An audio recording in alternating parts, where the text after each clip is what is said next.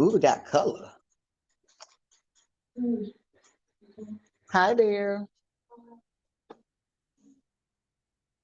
And we're just waiting for people that are here live. In the black bag. Oh, we didn't get the black bag out. Okay, Can yeah. y'all hear me? Hey, Kiara, are you on? Yes, I am. Do you hear me? Yes, I can hear Okay. you. All right.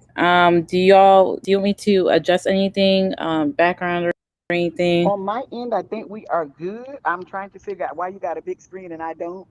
And y'all live viewers, y'all know me. I'm gonna be candid and honest. Yes. Let me figure it out right now because I see it. I only see your screen right now. I got Oh, some screen. you're saying because yours is portrait and mine's is landscape. Is that what it is? How I change it to landscape? Oh, so I need to turn this. So we're on a tripod. I think that might be it. Let me see So if do I I. need to log in on the computer, perhaps? I think so. I think it's the camera. Okay. So good people, please bear with us. I'm going to turn off the mic and the camera in order for me to switch to the computer.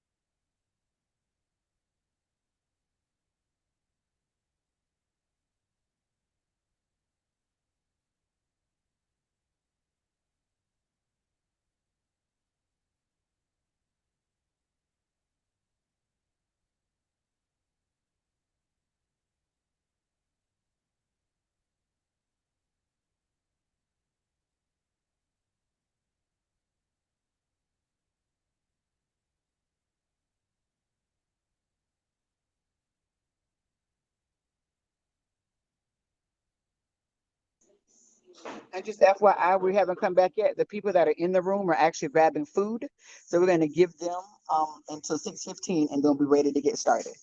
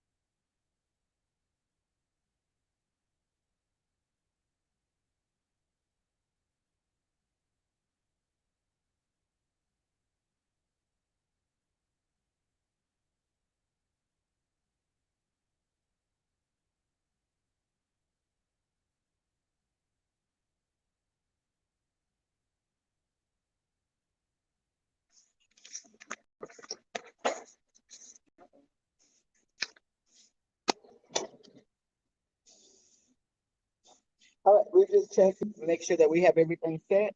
So once they're done, again, as a reminder, we're going to start at 6:15. Hi there.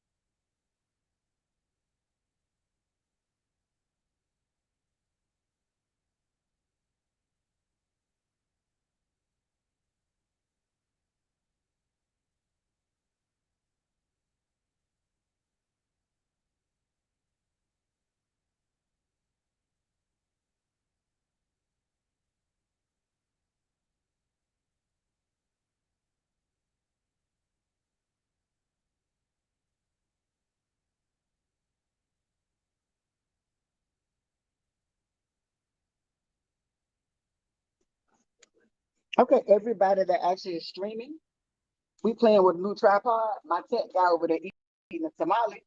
So y'all stuck with me trying to figure it out. So we're gonna get started. We're gonna have Miss Angela, who is that? Is it executive director? CEO? Oh, I got that all wrong. Those are two totally different things. But Angela is the CEO of the YMCA, so she's gonna actually come in and do the welcome, and we'll get started from there. We're so excited to have you here today. And I just wanted to basically tell you a little bit about why and how this all ties into what we do every single day. So at the Y, we have a cause to strengthen our community. And we have three areas of focus: youth development, healthy living, and social responsibility. So the discussions that you all are having today tie directly in alignment with what we do. It's about their overall health and well-being, as well as our social responsibility to come together as a community in order to ensure that we're doing our part in the YMCA to help strengthen. So I want to thank each and every one of you for being here with us today, giving the wide opportunity to step into our areas of focus. We're here for you. If you need anything, please don't hesitate to reach out to us. We're here to.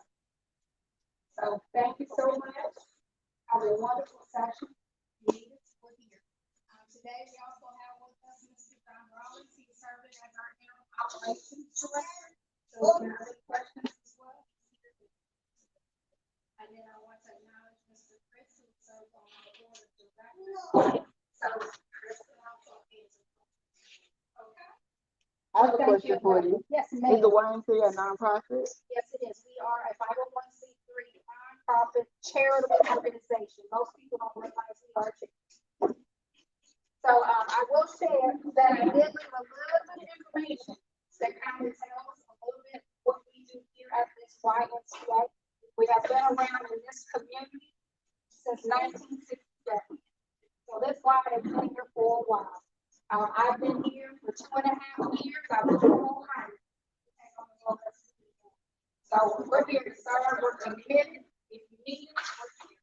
So please pick this up. It gives more information about what we do and how we do it. Thank you. Thank you, Mr. Lang. You're very welcome. So before we get started, I wanted to, I'm tired, y'all. I've been up since 4:30. So the reason that I asked that question is because I'm going to speak plainly. Nonprofits are typically very typically the people that are in charge of nonprofits don't look like us, but they service us. And that's a part of the disconnect. So I wanted to point out because most people that you talk to about the YMCA won't actually come to the YMCA and engage because of that very reason. Right now, the YMCA has summer camp. If a child has an IEP, if a family gets food stamps or a child is a foster child, they can come to the Y for free. Yet they are looking to fill 40 slots. And so tonight's meeting, as we get toward the end, that is one of the disconnects that we actually have, is that we don't even know what actually is in the community, and the people that we need to engage some of the resources the most are the people who don't even know about them, or they feel like they're not welcome. So part of it is also messaging in order for us to be able to close the gap. So as we get further, I will discuss that one of the things that I pointed out and asked everyone to do was to actually reach out and talk to multiple organizations to see what they already provide. And give me one moment because I pulled up the wrong PowerPoint, which is a no help to anybody.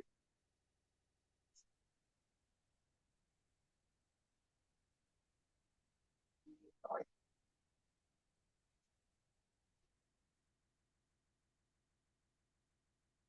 So as I find this, I hope you all can hear me at home. I'm gonna tell y'all now, I'm in my feelings. That's never good. So the reason that I'm in my feelings is I woke up and I left my house at 4:30 this morning to do something for me. I had to drive somewhere for 3.5 hours and I had to drive back. In that 7-hour drive, I got 46 text messages, I got multiple inboxes, and I got multiple phone calls. And what that lets me know is that whenever something happens in the community, everybody's looking at one person to fix it. And that's not what this is about. So the reason that we didn't set up anything today is because typically what we saw with last month's meeting happens every week. Something happens, we're very reactionary, So the way that we respond is everybody turned out and drove because we want to do something, but we don't ever know what that something is that we want to do. And typically, by the time we get to the next meeting, we typically have a room that's this size. So you will often hear me say, whenever I do my live videos, that I never care about who's not in the room. I always focus on who's in the room. So we expect that drop off. So today, the reason I got so many text messages and phone calls is because the young man who lost his life last month in the American Legion, his balloon release is today at 6 o'clock, and then his funeral is tomorrow. And so with that being said, some youth actually threatened to shoot up the funeral and the balloon release. And so so it's a culture thing. I need us to all talk about this. So we're going to get there. So I wanted to go ahead and put that out there for you. If you're in the room, you're more than welcome to follow along with the PowerPoint by going on live and streaming from my personal page, and streaming from YouTube, and it's streaming from my accidental activist page. And I want y'all to know that I still didn't comb my hair. So I'm really in my feelings that I'm riding around with my hair not combed before they get here. And everybody's not in this room that needs to be in this room, and everybody that needs to be tuned in is not tuned in. For people who are not familiar with me, I speak very candidly and I speak very plainly.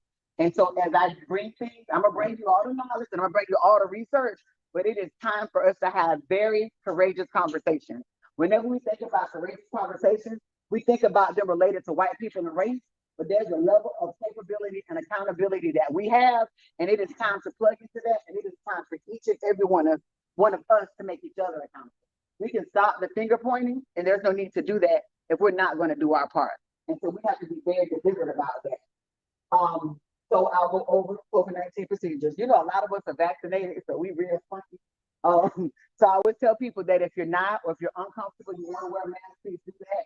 People who do wear masks, if you would all sit together. So I want everybody to always feel comfortable and know that they're welcome, no matter how comfortable you are or not. My goal, even though I talk very plain, is to make sure that everybody feels like we are equal partners and that whatever we do is collaborative. Always go over ground rules. We're gonna be honest, we Black people, we ain't got the first rule right yet, but we'll get it. Be on time. So y'all know it's an ongoing joke. It's what it is. Also, too, I understand that with community organizers, it's new to a lot of us. So for us, we think because we're volunteering our time, that we don't have to be as deliberate as we are when we go to people's jobs. And that's a part of this learning. And knowing to understand that time is actually valuable. And people who have the ability to give time, even when they don't give money, oftentimes time is more valuable than money. And so it's just one of those things actually to learn. We always know we're going to speak your truth. We're going to do it with respect. And we always respect the views of others. Y'all know me, I'm extremely opinionated. But if you ever notice, whenever I engage with discourse and that's a disagreement with people, I never take anything personally. Perception is reality, and how someone perceives a situation, they're entitled to that. So if we have a disagreement of opinion, then what we need to do is actually bring information to say, this is my position and this is why. We have to get to the point of stop taking things personally because we disagree. Literally, us disagreeing is one of the things that actually make us stronger because it causes us to think outside the box and do something differently in order to create the change that we're actually trying to see.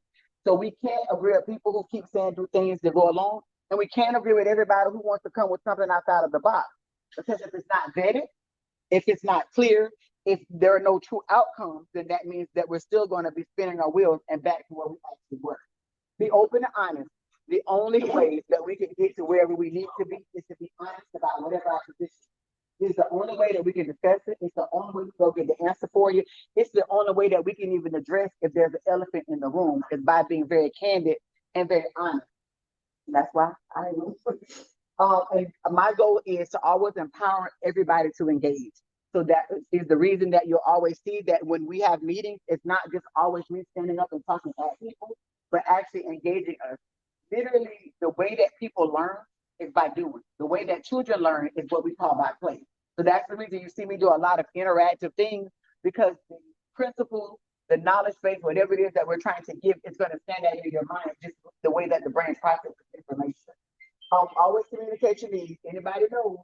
So it's not that I have an issue with getting 46 text messages when something happens, but the issue is when you're looking at one person and there's so much that's actually wrong, that's not sustainable, number one. We're not getting the change. While I'm very opinionated and very open-minded, we need more people that are leaders. We need more people to take the reins, but we need to whom much is given, much is required. So as a leader, it's not about being popular. It's not even about being liked. It's about willing to do the actual work to learn what you need to know in order to empower other people.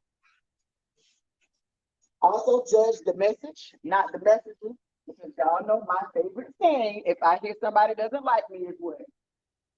I don't give a damn. So just very, very much so. And literally, if you are not taking in information that is empowering or helpful because you don't like somebody, you're doing yourself an injustice. And so we have to get out of that. So as a community, often we don't patronize each other, we don't work together, we don't do things together. And it's always, well, I don't like such and such, well, I don't like them. We're not asking, well, I actually sit down to dinner because we always bring food. But what I'm saying is we're not asking you to go to the house and stay the night or sit down to dinner. We have to get out of our personal feelings in order to do what we need to do as a community. I don't always like my kids. I love them to death. You understand what I'm saying? So even if you look at it in that particular manner, and we understand that your ability to like or dislike somebody can't get in the way of what needs to be done for the community as a whole. Listen to constructive criticism and make necessary changes. Y'all know I hear that often. If I am wrong, I will come back out and correct it. I'm extremely humble. Also, too, whenever I get criticism, I never take it personally. You just can't. Because everybody has their opinion. You know, people always use what is the if they talk about Jesus, they'll talk about me. You really have to get like that. You have to be able to allow things to roll off your back like water. Because if we stop doing things because our feelings are hurt, that means our ego is in the way. Quite often, the change that we need means we need to help people that don't know that they need help. We need to help people that don't want our help. And sometimes you often, no, not sometimes, often, you have this very difficult conversations with people because you're trying to actually help them to change their mindset. So always presume, and that's the reason I don't take things personally, even if I disagree with someone or they disagree with me, it's a difference of opinion, I still presume until they prove me wrong that there are always positive intentions. So no matter what it is, and that is the reason that I will let things go to a certain level.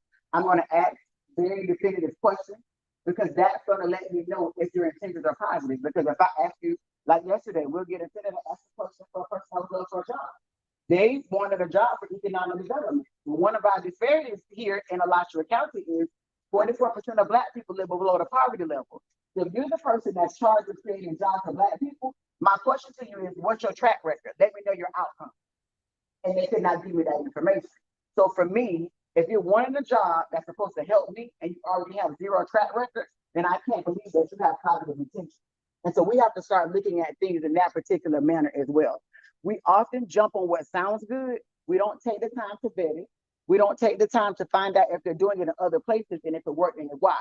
And that's because we're reactive. Change is slow. So the reason that this room is not as packed out as it was for the last time is because that's what happens. We're not consistent because things are not happening. But literally the manner in which we live our lives, anything we give up on, we don't get to the other side. So in order to get to change, we can't give up on it. If we do something and it doesn't work, we pivot and we try something else. We look at why it didn't work. We take ownership if it's on our behalf, and then we find out how to go get what we need in order to make it work.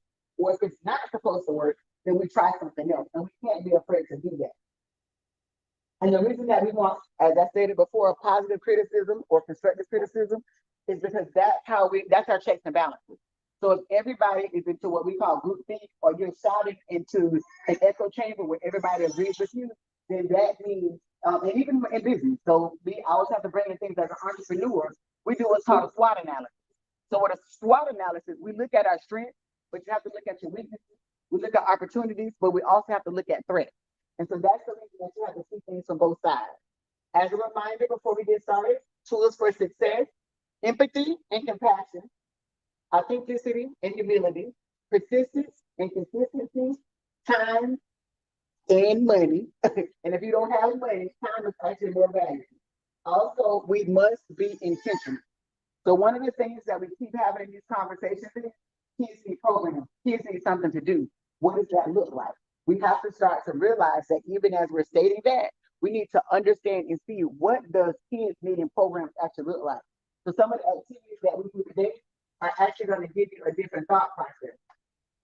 Last meeting, we had 127 attendees that signed in, and One moment, y'all, they're doing that announcement. More than 100 people participated on Zoom to the point that people actually were kicked off.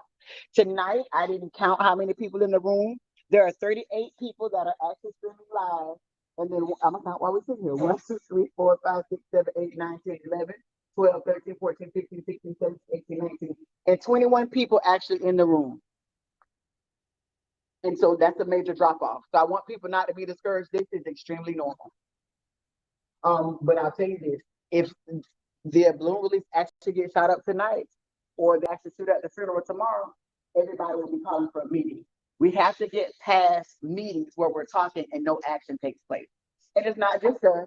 We see that model everywhere. So we see it in our municipalities, we see it in our churches, we see it in youth groups where we have these meetings, we have great ideas, but then we don't put forth the work collectively in order to move those ideas to action. And so that's what we actually want to change.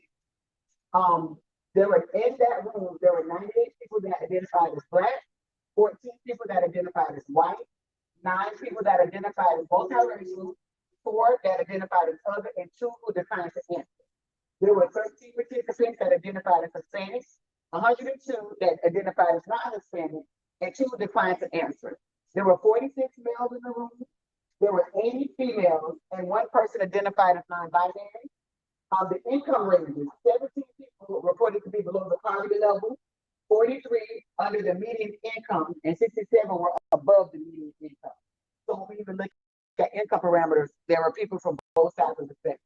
These zip codes that were represented, we had 32 people from 32641. We had 22 people from 32609. We had 16 people from 32608 and 14 people from 32601. So I will always reiterate demographics of the people that showed up. And that's the reason that we ask people to actually register and get your demographics. You always want to go places where they ask their demographics. If they don't ask their demographics, that means they don't care who's in the room. And the reason that it's important to know who's in the room, because when they go and say they said, we need to be able to say, well, it was this group of people that said it. Because if this group of people doesn't speak to the people we're trying to help, we need to be able to show and highlight that disconnect. The reason demographics are also important whenever it comes to funding. Much of the funding in general, whether it's through municipalities, whether it's through nonprofits, they're looking at demographics. So you have to ask yourself, if you show up in a room where people are seeking funding and doing funding, why they're not asking for demographics? Is that if that's what they're going to use, where to get their money? We're going to always look at our investment first. And so that's the issue. So you have a bunch of people, what did I tell you when we started? Nonprofits are so white, and I'm just going to be very clear with that. So then if you have white leadership that are making decisions for poor Black kids, that's part of the disconnection. That's part of why when it comes to implementation, programs don't work.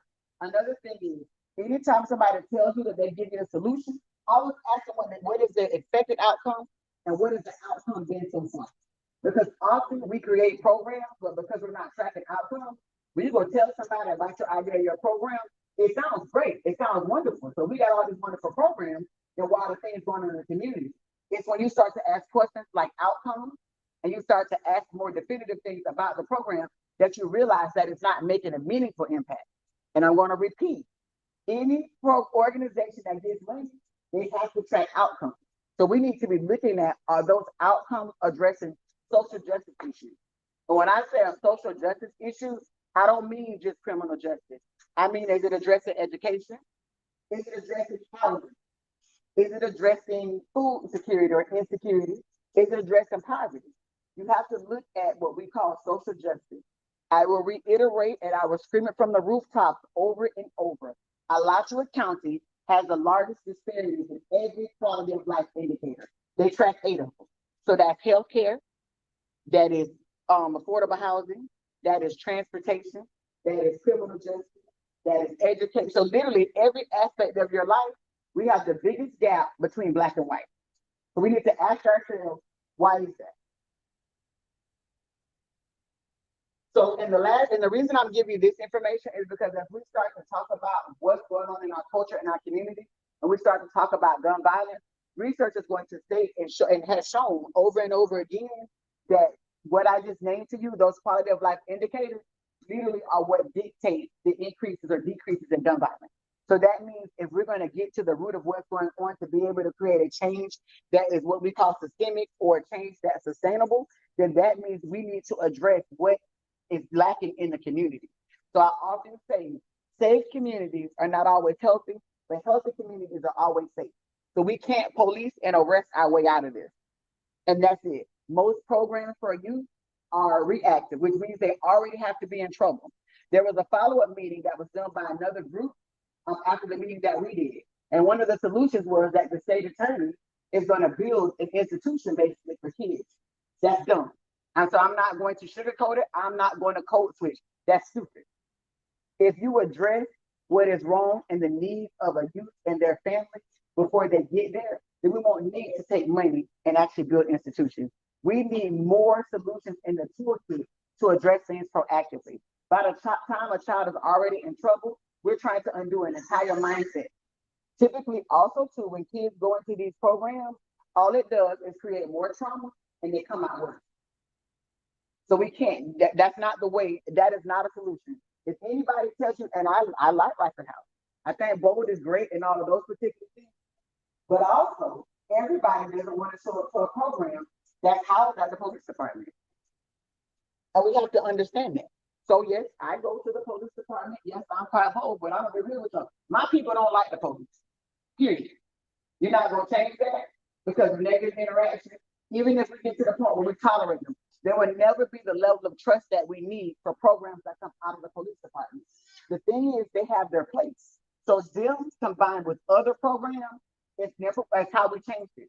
So we can say it candidly, and we're gonna talk more because when we see people kids do stuff like the screenshots we got today, it is extremely disheartening. I want to know and say I agree with that. That to me conveys that we have a community that needs to be healed. And because it hasn't been healed, that's why we don't trust the police. That's the reason we can't come together. That's the reason we won't work together. And literally kids are dying and other kids are going to prison. So the participants at the last meeting, one of the activities that we did is we asked who was impacted by the issues. Feedback was everybody, the system, the community, our kids, and the youth or youth. Also a reminder, when we say youth, does anybody remember when I say youth, what age I'm going up to? Absolutely. Thank y'all. Other people impacted, cops and enforcement, parents, grandparents, pastors, youth directors, schools, churches, local politicians, rappers, families, teachers, and government. We asked what were the issues. People stated gun violence, a lack of communication, resources, choices, knowledge, awareness, programs, skills to make a living, jobs, role models, education, poverty were other factors, anger, disobedience, boredom, drugs, social media, hopelessness, no community, ethnocentrism. You know, you learned that word last week. Do you remember what it means? So that was on my son's group. And so ethnocentrism, very slightly, he stated it means too many white people. Transportation, family support, mental health, teachers, hanging out, parental guidance, gun access, influence, peer pressure, a disconnect, and disrespect. And also the reason that we're going over what occurred last meeting is we're gonna ask y'all in the room, raise your hand. How many of y'all looked over this presentation when we send it out to everybody? Thank you for your honesty. And also for the people that are streaming live, if you actually will go into the comments, if you actually went over this PowerPoint presentation, please let us know. If you didn't, we'll take ownership of that too. Possible solutions. And the reason I want to talk about these before we get to that part is because as you learn more, you're going to realize why some of the possible solutions are not good solutions. Gun buyback, gun safety education, wages, voting, power, Jesus Christ is number one, love, health, physical fitness, outreach, youth-focused policy, locked doors and educate, parental mentoring, communication, programs, jobs, schools, food programs, extracurricular activities, more exposure, transportation, community support, money, respect, youth group, service projects, volunteers, internships, gun amnesty, say something, and youth standards. Who can help implement solutions? Participants stated pastors, trainers, us, on-site officers and police, churches, parents, mentors, organizations, policymakers, youth workers, cities, schools, families, volunteers, county, everybody. So from the last meeting, we actually had people to go out and we did a call to action. I sent people away and we sent it out via text message and email so that you had the link to access them. We also posted them on social media. There was an action template in order for you to be able to do the action step and actually be able to document them.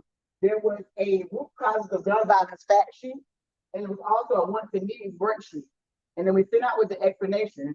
So the steps were to contact 5 youth services organizations to find out what do they offer, to who, and what support they need. We asked people to identify 5 youth or families that might benefit from a courageous conversation. We asked people to identify at least one young person that will reap the benefits of a trusted adult. We asked people to attend this meeting, and then we're asking people to attend the Children's Trust of Alaska County Board meeting. I know 1 o'clock is a wonky time to have a meeting for people that's working with youth. I'm gonna stay off my soapbox. But we do know and have known in enough advance that if we need to kind of work around that, because the Children's Trust meeting is like a lot of other public meetings. You can go during the public comment period, even if you can't stay. It also is streamed online. So I don't know about y'all, but I know a lot of people before Ricky Smiley went off, y'all can stream Ricky, so y'all can stream a Children's Trust meeting. Also offer meaningful support to an existing organization or group. So we're gonna start with the people in the room who did any of the action steps. Okay, before we do that, who attended last meeting? Okay. So for the people who attended last meeting, who did any of the action steps? What did you do? They can't hear you. You gotta stand up and you gotta speak up. They can't hear you.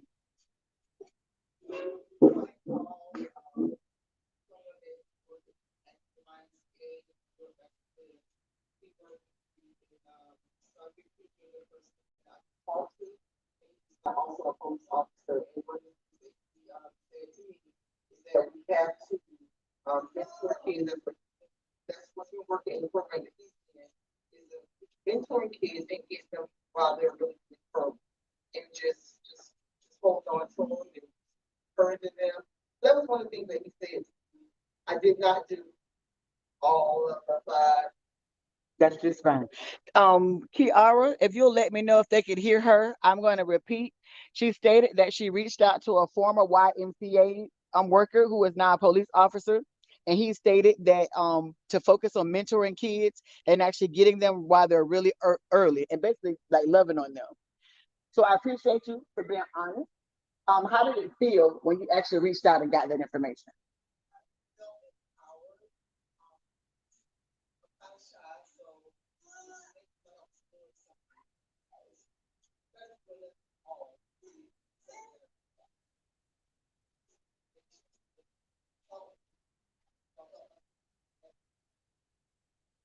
I'm glad to hear that. And you actually were doing something. So anybody else did any of the next step? I'm gonna go ahead and take it with it.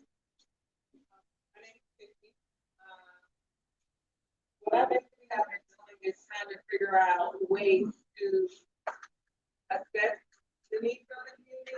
I would say a lot of the assessments that have been being done is kind of skewed. It doesn't target the populations that really are in need. It targets the people that they basically are in this room. So the people that are really in need and have the need are assessed and I ask questions. So I've been trying to figure out ways to go about doing that and the importance of and value of that. I think what has happened in the past is that we go off what we see is best and what we perceive is best, and we miss the mark. So I think we've invested a lot of money in doing what other people feel is best instead of just really getting it. That is awesome. Thank you, Tiffany.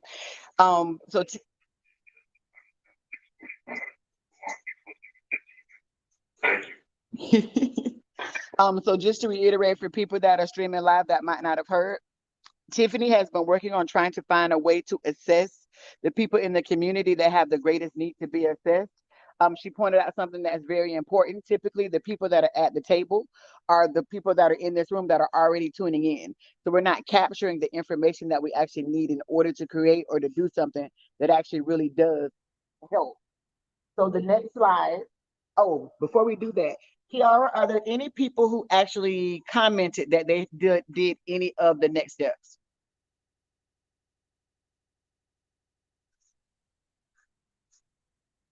We will give our moderator a second.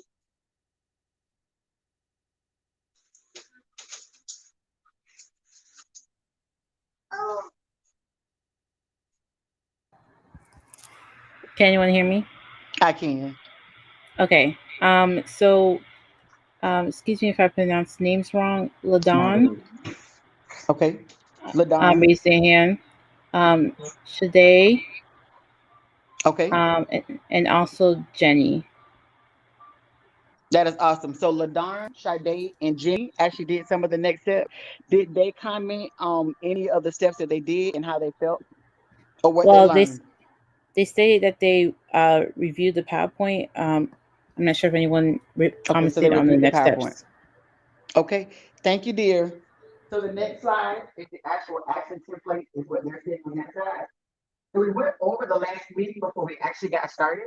And the reason for that is we have to build a knowledge base. How do we create programs if we don't know what's already been done?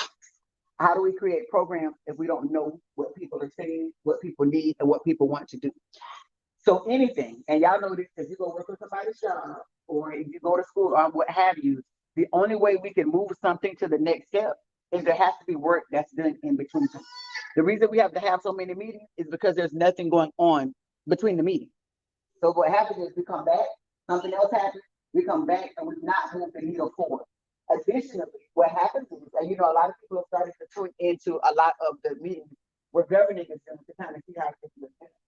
So the reason for the action steps is because those were immediate things that we actually could do actually in the community.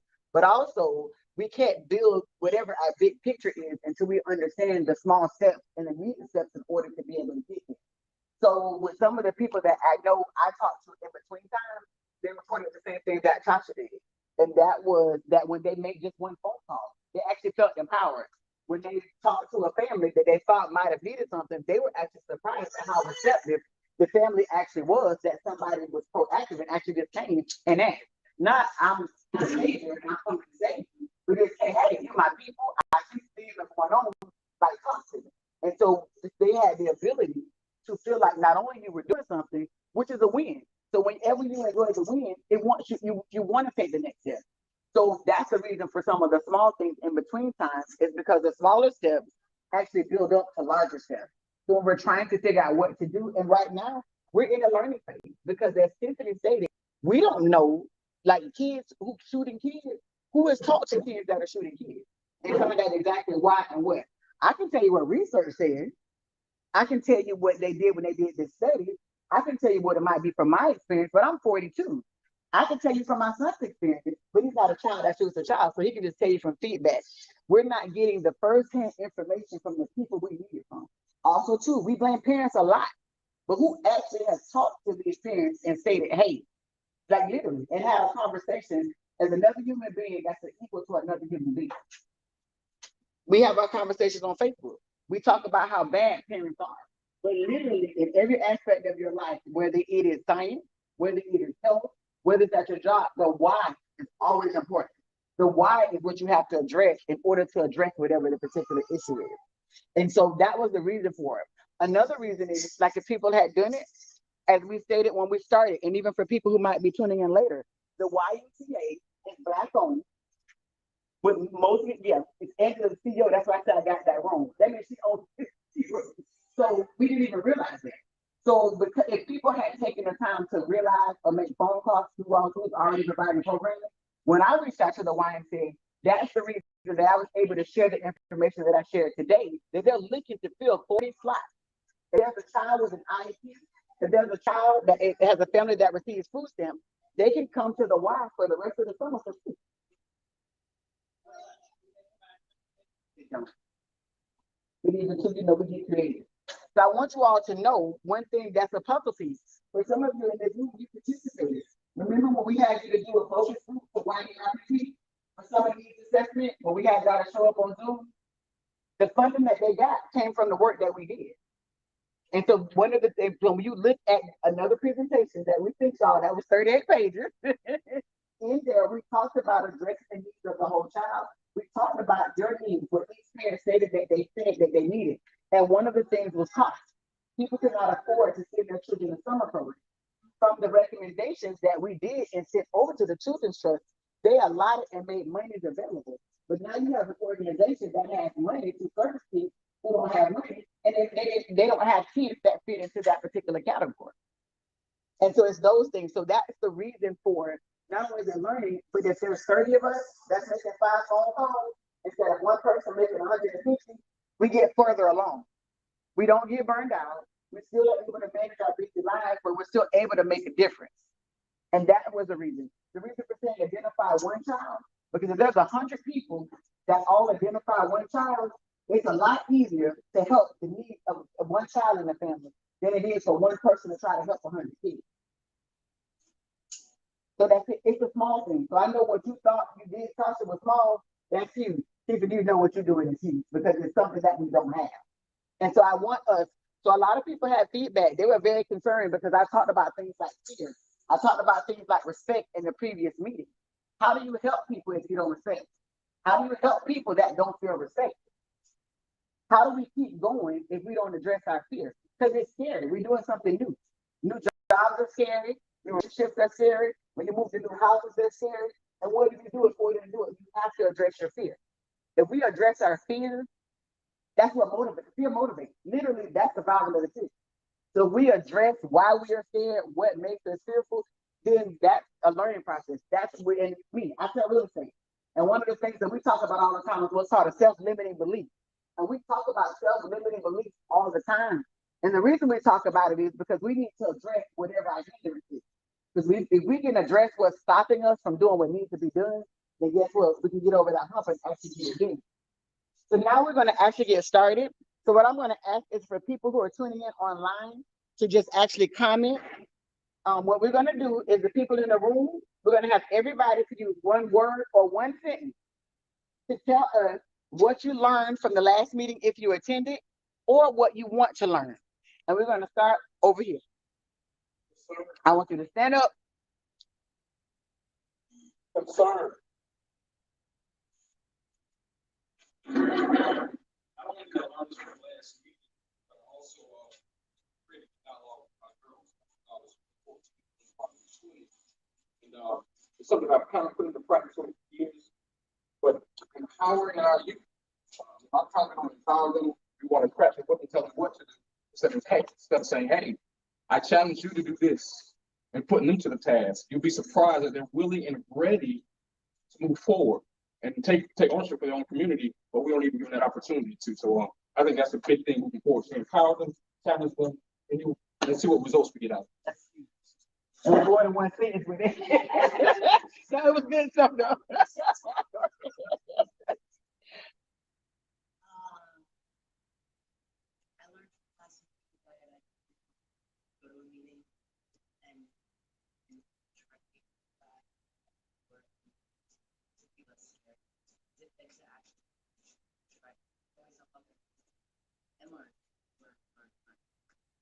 Thank you. And Rachel, we want to say thank you for coming back a second time. So all the fun and the frilly stuff is gone, all of the notoriety, and you still showed up. And she showed up with tamales.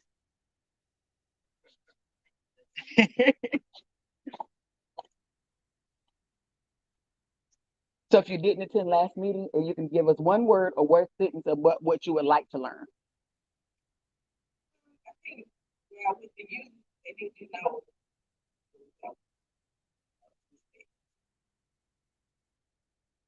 So is that what you want to learn though?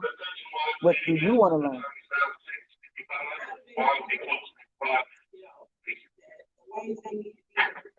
Absolutely. We're having Oh, I'm issues sorry. We hearing the didn't do people. that. But we're gonna start from the beginning. Your name. Thank you. Thank you.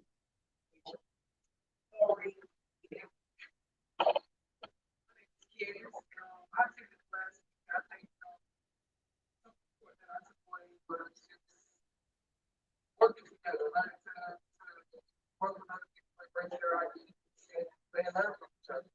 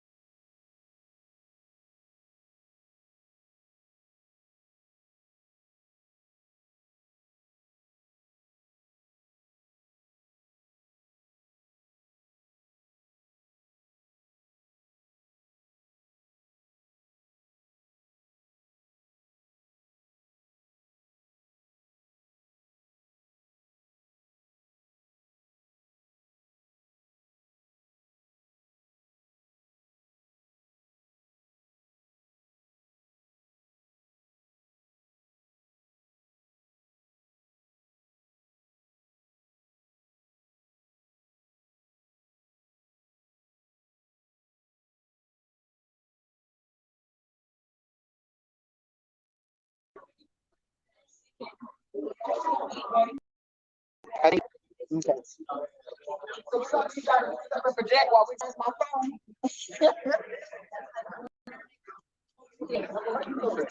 If you can hear me clap one time, if you can hear me clap two times. I should have been a teacher, but it's a thankless job.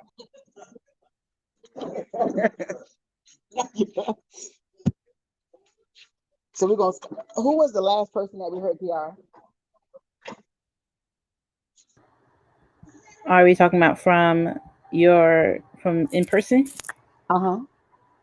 I believe it was a young woman. I'm not Oh, that was sure. Tyler. Okay. Who went after Tyler? Was it T? So T, I apologize if you'll stand up, introduce yourself. So the exercise is that everybody's introducing themselves, and then they're giving us one word or one sentence about what they learned from the last meeting if they attended. If they did not attend the last meeting, they're giving us one word or one sentence about what they want to learn. I want it to be more understanding. Thank you. I'm tomorrow, and I really want to figure out a way to get other parents involved on how I can bring them into this process. Thank you. You want to say what you want to learn? Or not this time? Okay. What about you? You do? You're going to stand up, you're going to tell me your name and then tell me something you want to learn.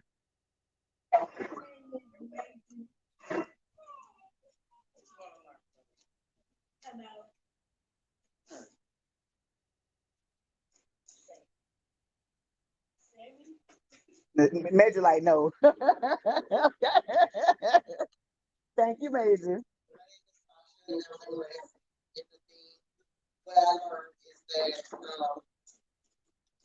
our kids, I have to respect the fact that our kids were not born at our time. I can't keep telling them.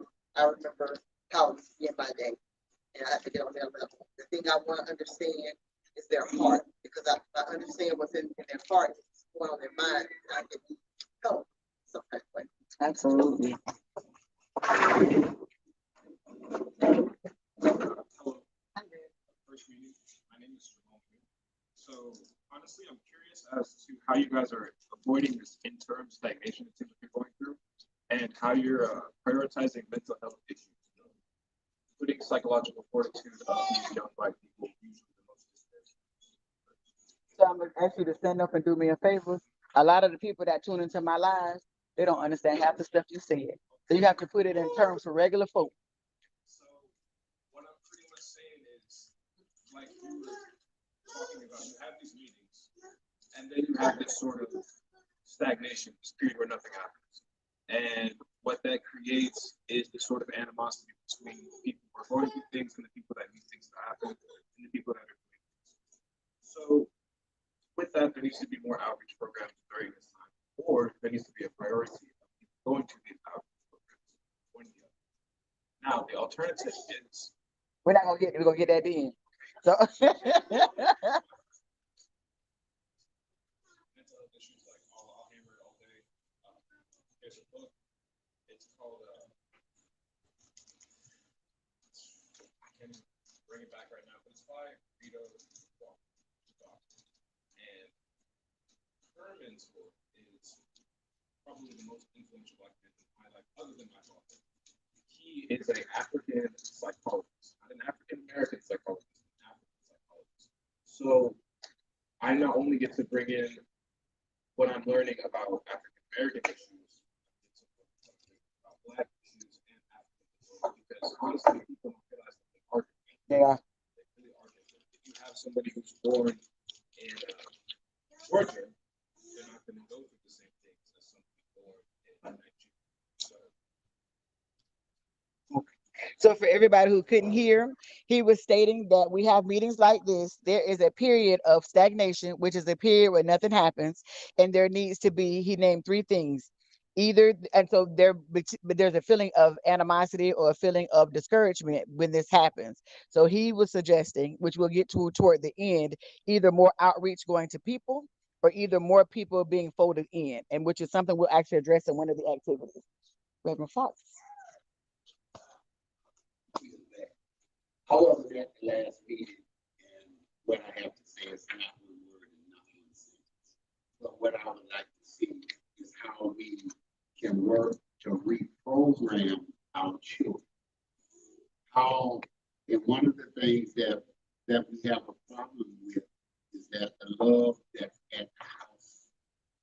And I would like for that to pick up, because I can ask the question. You got a 12-year-old son. How many times you hug him and say, I love you? How many times you tell your daughter she's beautiful and you love her? The streets are telling them this, and they feel more welcome to the group in the streets, so they try to fit in. Why? Because the streets are telling you, you're beautiful, I love you, this is what you can do. And I can talk about this. I spent my football career took me to Canada and everywhere else. I played professional football way back then. And but I came back to Gainesville, which is my hometown, and I coached high school football. And at my church, we were in a program. And what I did after, I would load up my vehicle, and after school, after football practice, the kids knew this certain day that they would come to my truck and they would be waiting. And some of them said that coach, I don't want all the cakes and stuff. How much bread you got? My sisters, we need to eat. My brothers and sisters at the house. And you know, that was touching. And then being at the, working at the jail for 16 years. So Reverend Fox, you know I love you, right? I do. We just gotta keep it moving. I got you. Absolutely.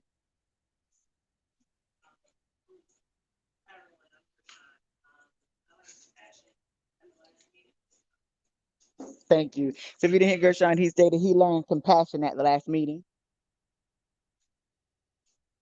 My name is Tiffany, and there's so much I want to see. But I will say one thing I want to understand is the mindset and respect of the youth. There used to be a time where it didn't take much for you to respect your elders, but it's totally different now. And just to see the poster there, I'm wondering, like, do they have respect for who's gonna see it? So I want to be able to understand and get the mindset of the youth and how, get them to understand the value of respect. Awesome. Sunshine. I mean, for the last meeting, I kind of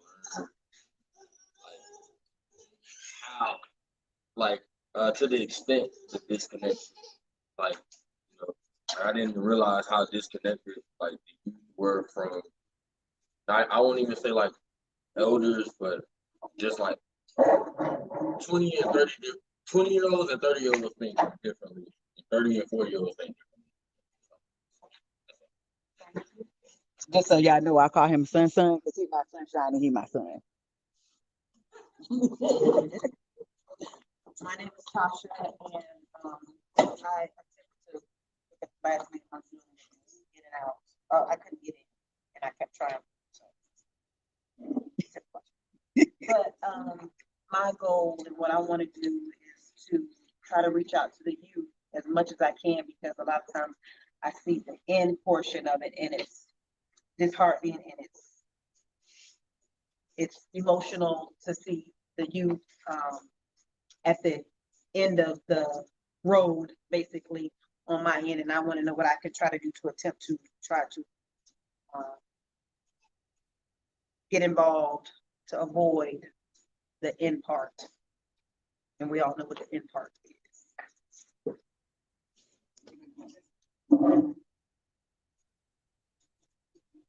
I'm gonna get you next time, Chris.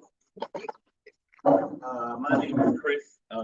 One of the things that I learned the last time, well, I came in knowing, but what was reiterated is it's time to stop talking about it and really be about it.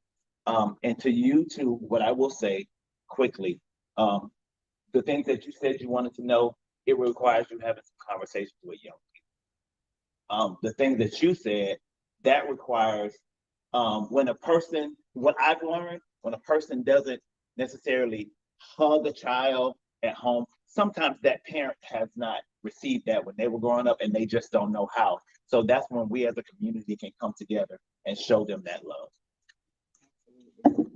So Kiara, were there any people that gave feedback via the comments about what they learned last meeting or what they want to learn?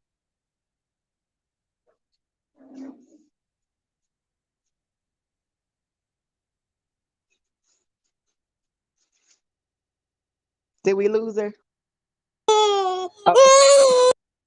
Me, but I have a crying baby, so I'll show the comments. So we're gonna skip that moment and we'll get back.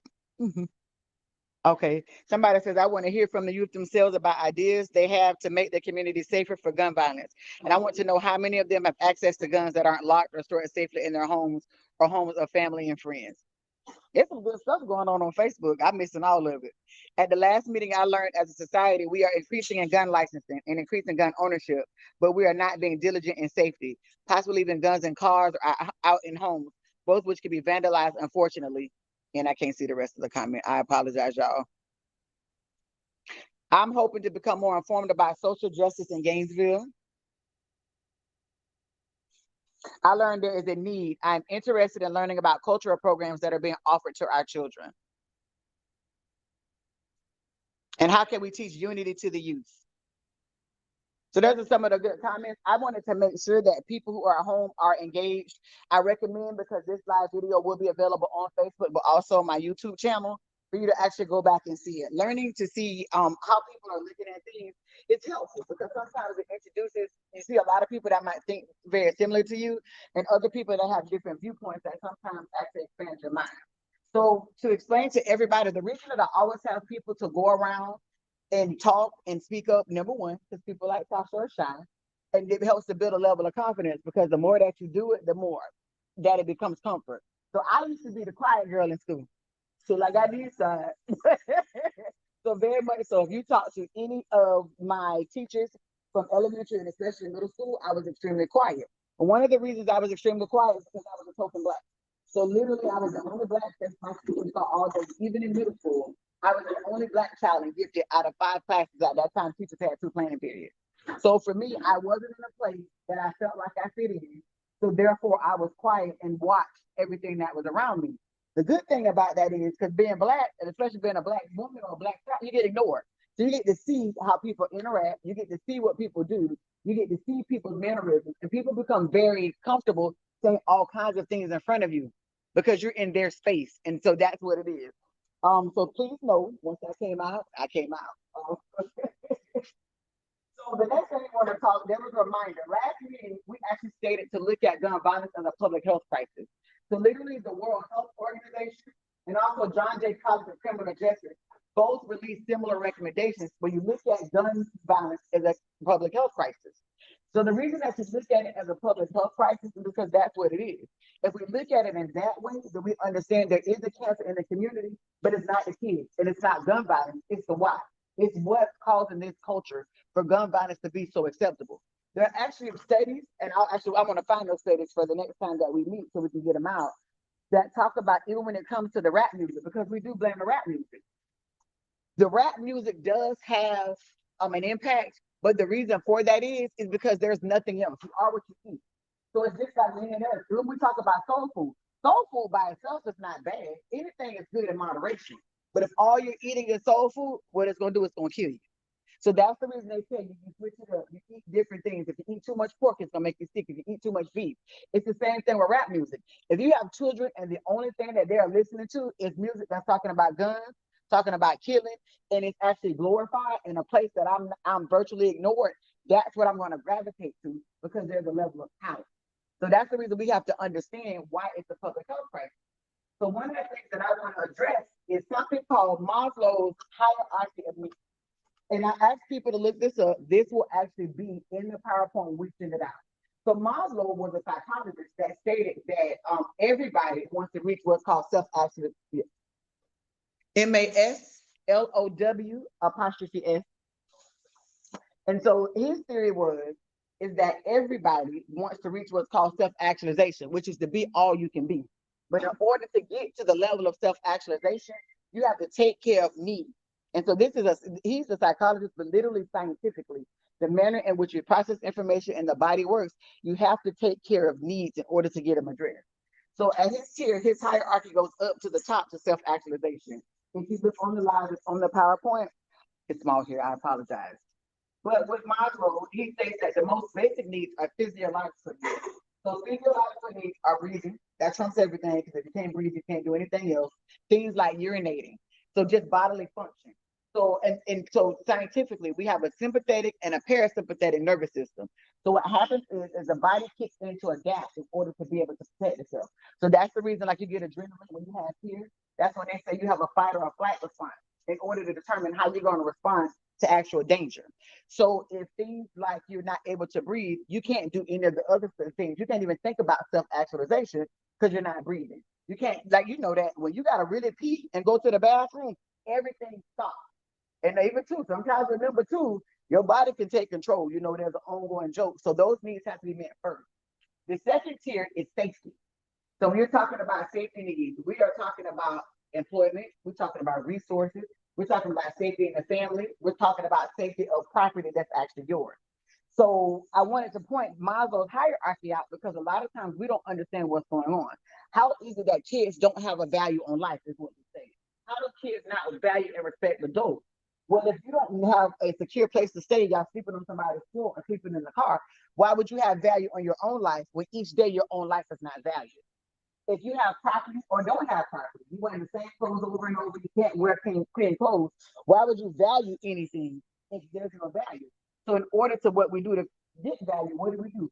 They steal, you burglarize, and you do things by any means necessary in order to get money to meet the very basic needs.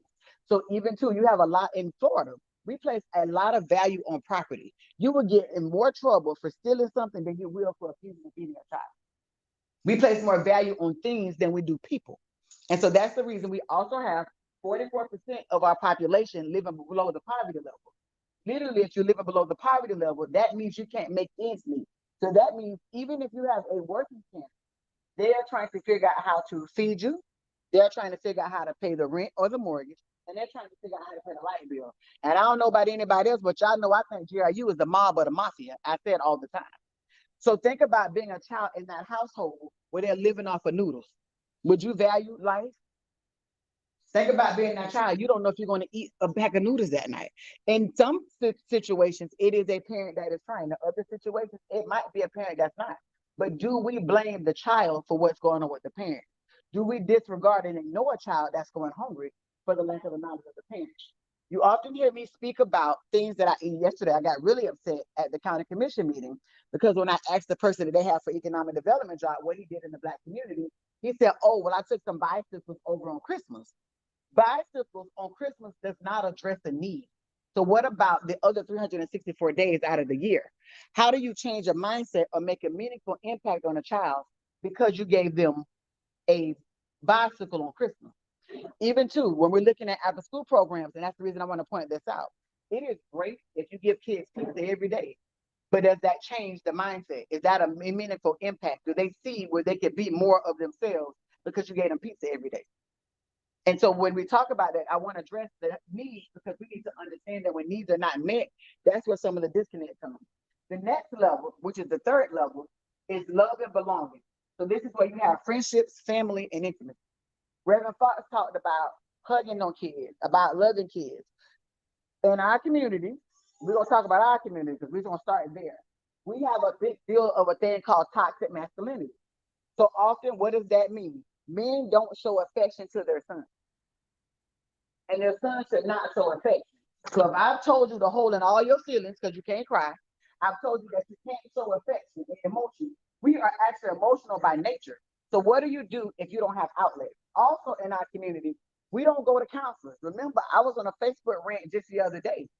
There was 30-something kids at a party, major trauma. They have free group counseling, and maybe 3 or 4 kids showed up. I'm talking to people all the time, but they know that they have daughters that were molested in the family. And because they were molested, they refused to get daughters up because they said, oh, I made it out. And so I want to be sharing that. I actually came across a woman that was supporting me with something. She's pretty actually successful by all accounts of what we say is successful. And I was talking about her, she got a new job. And one of the things that she had stated is the job she was in wasn't a bad job, but she kept being passed over for the new job, for another job. She kept being quiet. They kept basically abusing and using her actually in the role. And we're talking about one of our large companies. So and even to where she is in the back, oh, that's a good job, child. And we're programmed to do that. What do? We're going to deal with it. We're going to keep it because at least we got this job. At least our job is better than anybody else's. she started to go to a counselor, that's a black counselor with representation. And she said to me, her counselor had her crying about something that happened when she was 7 years old. And she did not realize that what happened to her at 7 was stagnating her at this age in her 40s. And the reason I want to put that out there is because I often get frustrated with our people because we don't understand the benefit of counseling. The benefit of counseling can help with the trauma when physiological needs are not being met. It can help with the trauma of when safety needs are not being met. But it definitely can help with a need like emotional needs that we can't measure. Also, it's beneficial if I can go talk to somebody who doesn't judge me because they don't know me. I don't feel like I'm going to hurt my mom or my dad's feelings about a particular situation. Well, I feel like that with mom and dad, but I won't hurt the feelings of somebody that I don't know. And so the impact of counseling is a great deal. There are studies that show that the brain cannot tell the difference between emotional pain and physical pain. So if that be the case, that means when you're going through trauma, when you're going through loss, your body don't know whether you've been in a car accident or not. And that is the reason that so often we are programmed to, oh, we can take stress. We strong. Counseling is for white people because they're weak. That's not the case at all. And literally, we are killing ourselves by not getting our mental health. So,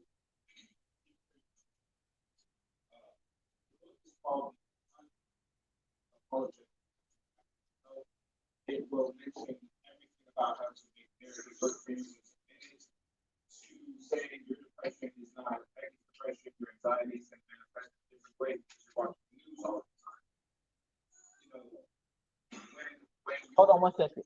So I just want to make sure in case you can't hear him, he says the name of the book is The Unapologetic Guide to Black Mental Health by Rita Walker. Okay.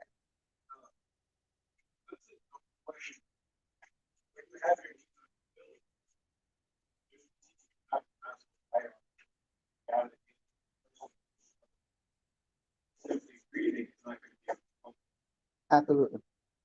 And if you dig further, and so as we talk about Maslow's hierarchy, so when you don't get loved appropriately, then you have what's called an antisocial behaviors. And so those are what we're seeing, where kids are selling other kids out on social media, where kids have no value in life. And even as we are trying to have a home going for a child that was killed, their thought process is that we're going to blow it up. Because also, what do? When people are what we call infamous, we immortalize that. That's something good. That's something to look up to. I remember, what's his name? I like to call him Bobby. What's his name? Bobby Shmurda. So he was a rapper like in New York. So literally he ended up going to jail and like because he was a part of a gang. And you see that with a lot of rappers. How many rappers are you seeing being killed? And it's free this person, oh, I love this person, where our children are identifying with that. When I hear the conversations of teens watching other rappers, how many rappers do we see go to jail?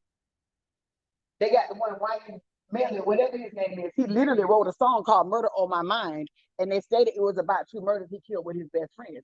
This is what our kids are taking in as their needs are not being met. So what they're self-actualizing or what they're stating is what we're seeing.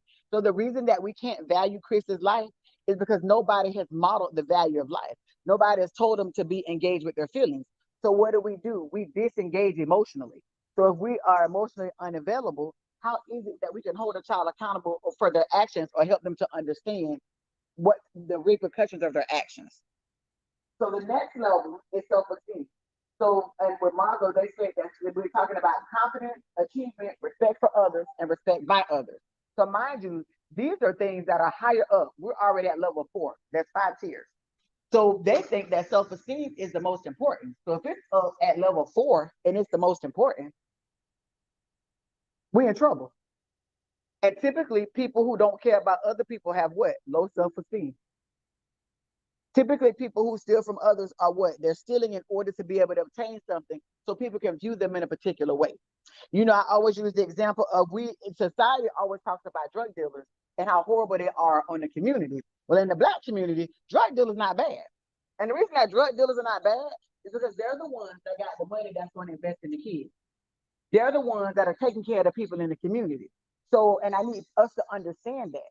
So the reason that drug dealers are not bad in the Black community, because they're the people that are actually doing things like paying bills in the Black community. They're the people that are looking out for the people in the Black community that nobody else looks out for. I think you touched on something, but this is what it gets misconstrued a lot. When we start to talk about like younger generation, what you're saying is very important, but I think this is good in that get to yes, we gotta work on what you said exactly on this course. Oh. Self-esteem. Yes, you gotta work on building the self-esteem and stuff like that.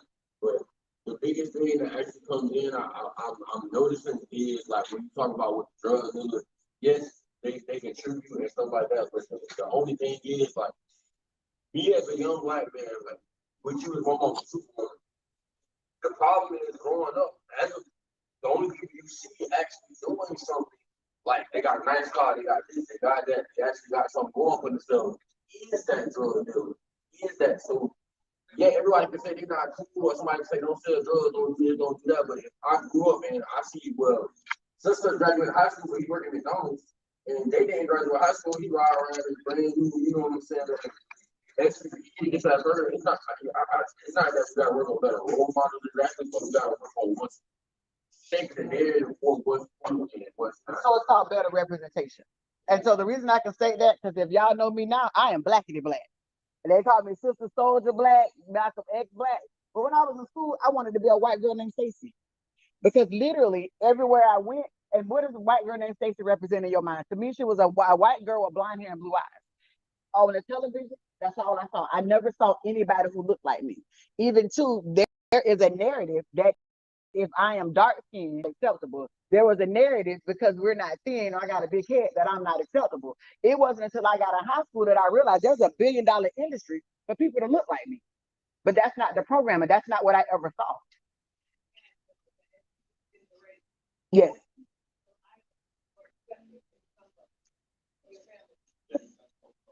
Yes. So I feel like to add to what Keon has stated, what has happened a lot of times, yes, the drug dealer had a nice car. Not that there were not black people who were successful who didn't have the nice cars, because they had it too.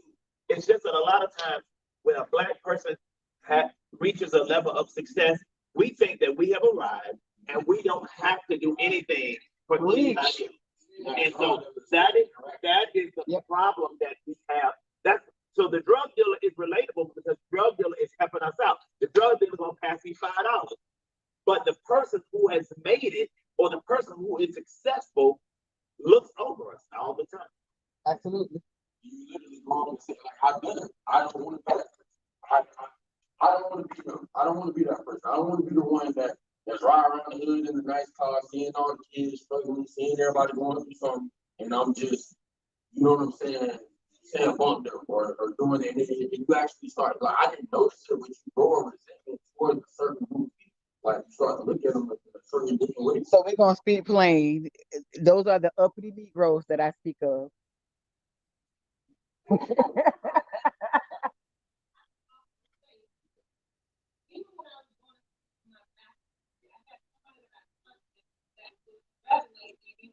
So thank you better than nobody.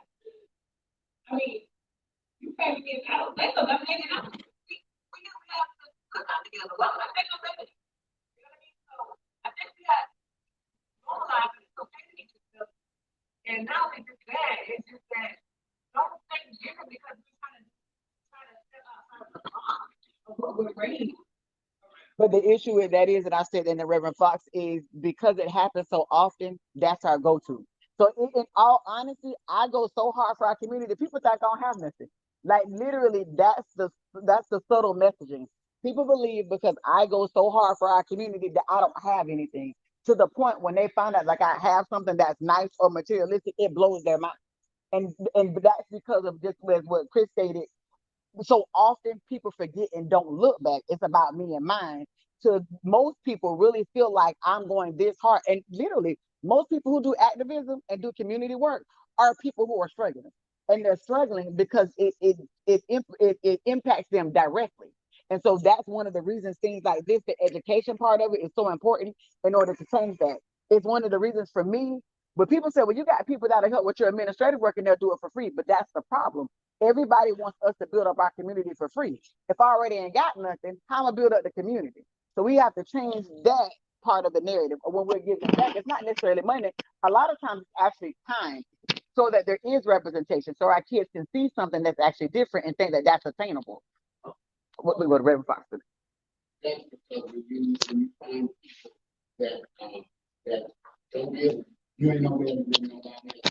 You're right, you're not better than anybody else, and here's something what you do. But the thing is, that person has become jealous of you.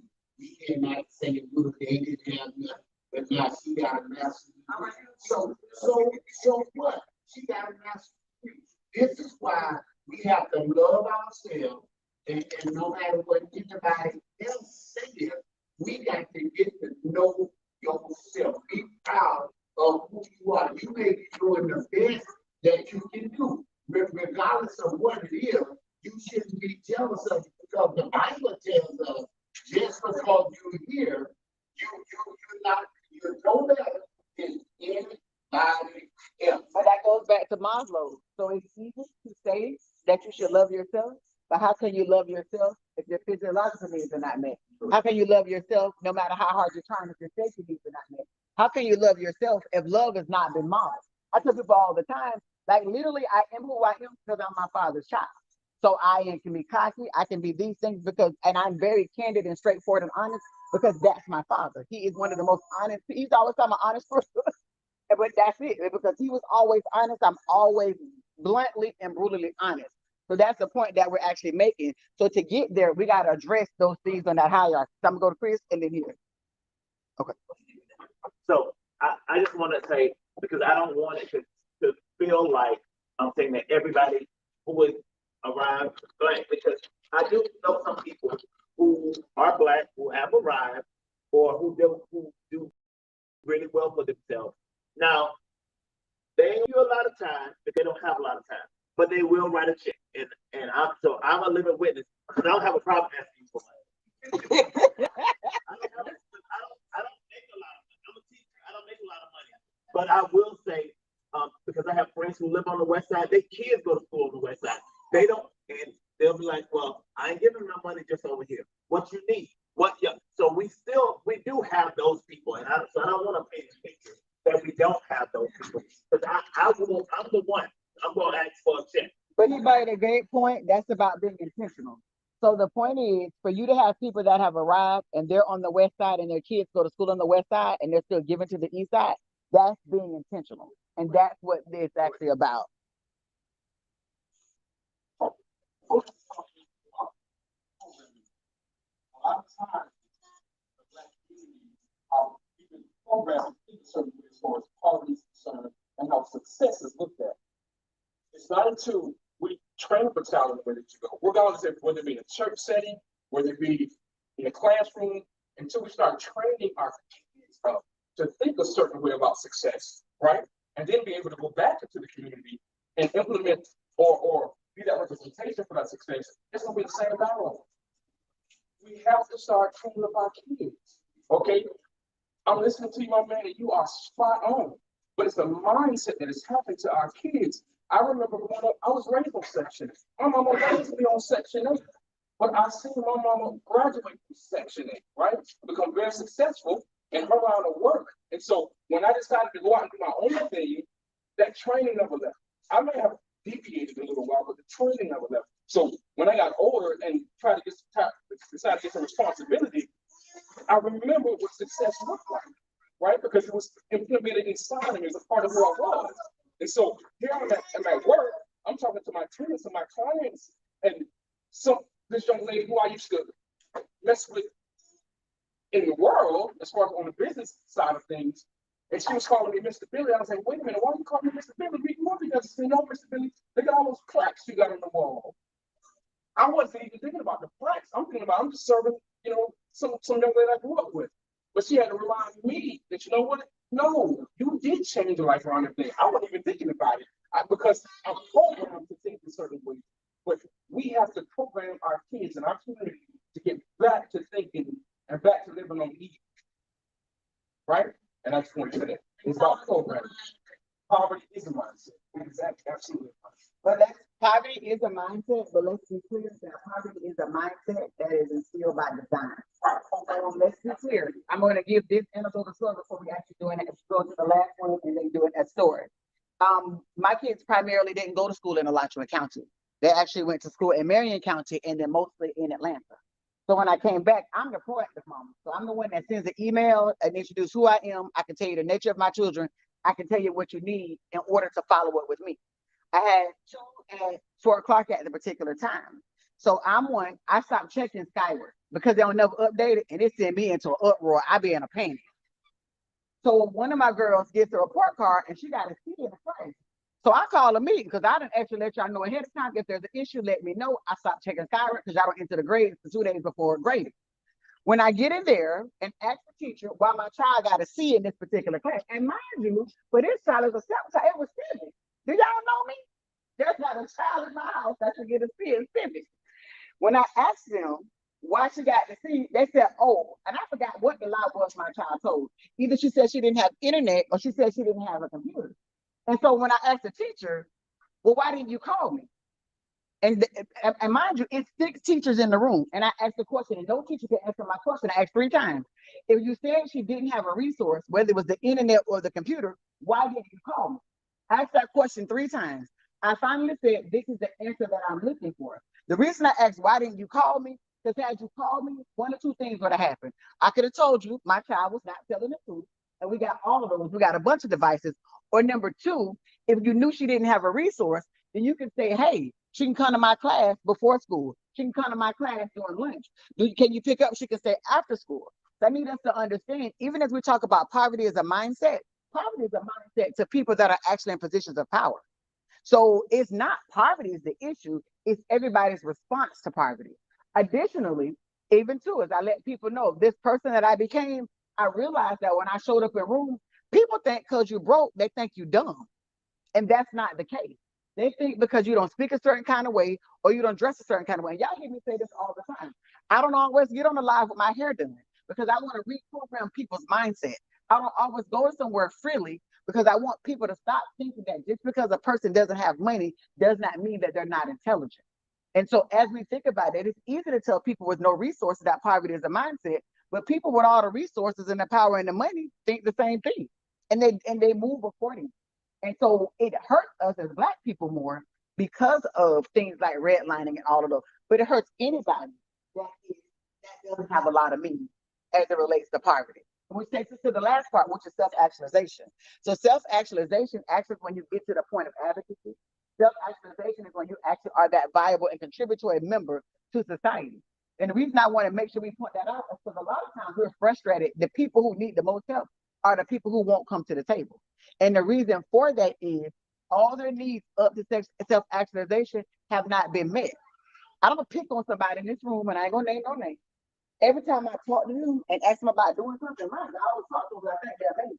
They always say, I ain't the smartest person, but I don't know a lot. And I feel like, oh, and we've been programmed to think that. And I'm gonna be real with you. Black women are the people that I talk to the most. And I always say, well, I'm not the smartest person. Well, I really don't know much and are refusing to come to the table because society has made us back up. Society has said, be quiet, don't be boisterous, don't speak your mind. And mind you, people know I'm quite intelligent.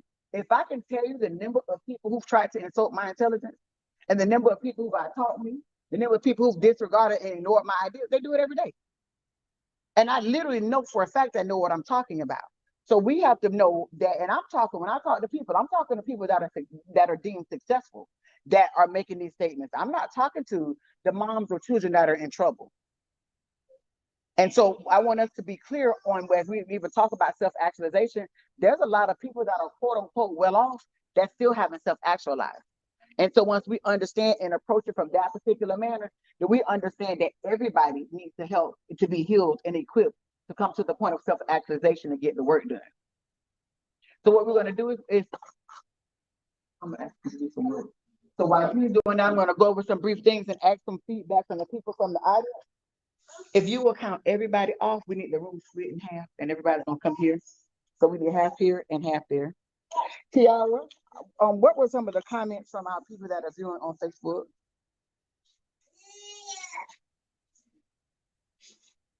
No one has commented recently. So They don't decide. yeah. Okay. So right now we're getting ready to do an activity that I hope that you all will be able to see. We're gonna try. So 8 on this side and 8 on that side. We're just lining up. Yes, 8 people this way. Y'all face each other.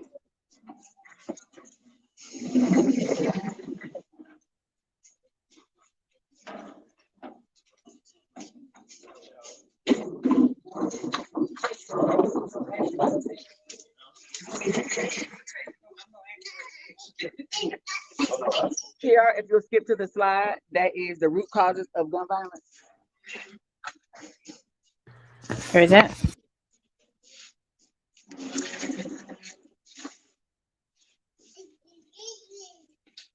So as our members are actually getting lined up, we want to share. I'm going to recap what yes. So 8 and 8 facing each other.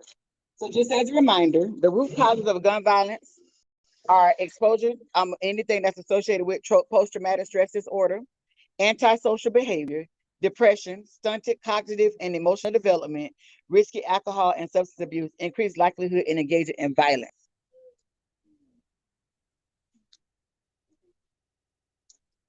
The things that contribute to root causes are income inequality, poverty, underfunded public housing, under-resourced public services, underperforming schools, lack of opportunity, and perceptions of hopelessness, and easy access to firearms by high-risk people. Now, I want to give you this data again. Young Black males ages 15 to 24 are 23 more times likely to be murdered by firearms than their white counterparts. Young Black females ages 15 to 24 are 7 times more likely to be murdered. And then the study in 2019 found that Black Americans, the likelihood of having someone within their social network die by a firearm at some point during their lifetime is 95.5%. So the activity that we're actually going to do is, I am going to start with Gerard because I'm pretty sure you have seen this. So what's going to happen is, this is the ball of yarn. You're going to hold on to one. What I'm going to ask you to do is, we have talked about a lot over the last 2 meetings. We have talked about causes of gun violence. We have talked about mindset change. We have talked about what needs to happen to come together as it relates to our youth. So what I want you to do is, it can be a sentence, it can be words. Let us know, just from the things that we've gathered from the first 2 meetings, what would be a step that you would take as a community member to help create change. Use my influence to reach out to stakeholders. Okay, he said use his influence to reach out to stakeholders. Hold on to one side and then throw that yarn to somebody.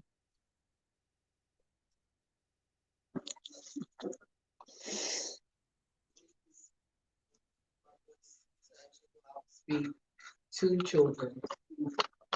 I know that is in my neighborhood, that's every day.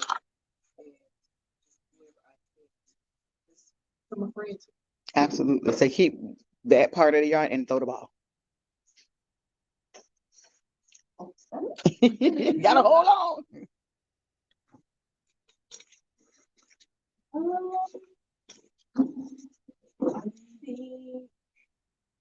I would like to talk to parents, and let them know, like, you need to like get to know your children. Like, what are they actually thinking? And don't believe them when they say, "Oh, I'm fine." Like, get to the root of the cause, because I can say that all day, but that's not always necessarily the truth. So I think sometimes it does not always start at home, but it helps to start at home.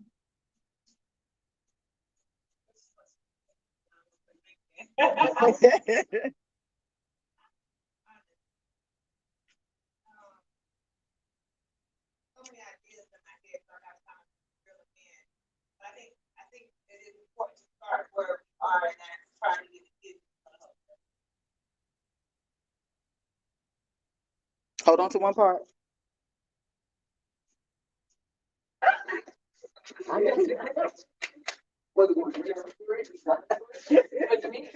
Like the bouquet at the wedding.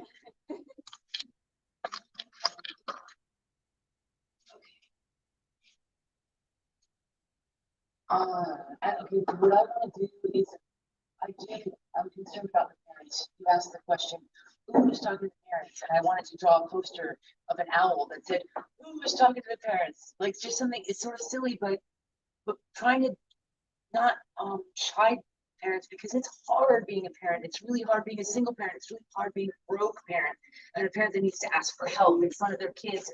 And then it's also hard to learn how to, it's all part of being a human. I guess I work down on South Main and Fifth Avenue, and I don't see a lot of kids there. There are a certain amount of young people coming through that sort of drug scene down there and homeless scene down there. But I want to keep talking to, especially the women down there that I know have kids that are that they're not able to take care of, and they're brokenhearted and getting high, and I don't know how that feeds into this, but there's economic components that we've touched on, and I worry that kids that are going to regret some things that happen in their youth, that are going to be shameful, things like that happened to me, but luckily I made it out. A lot of people I know didn't make it out. Why is that? And trying to help people to find their way back to places. I guess I don't know. That's what I have to say. Tossing it.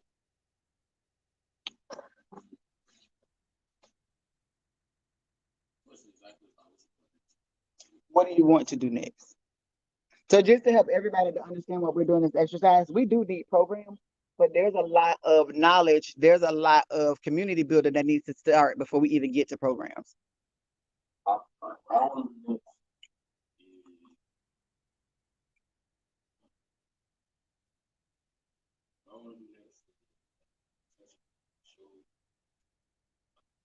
Follow that.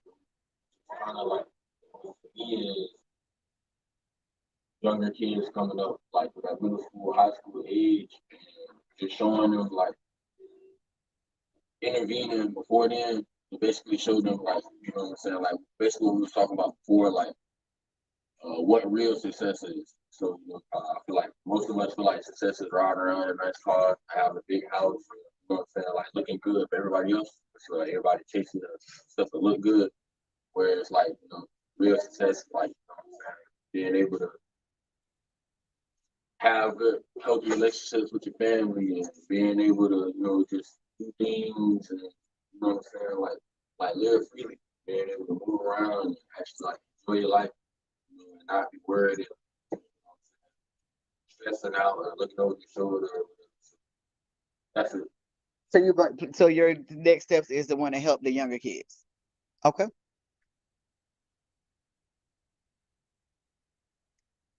Well, you know, quarter. I was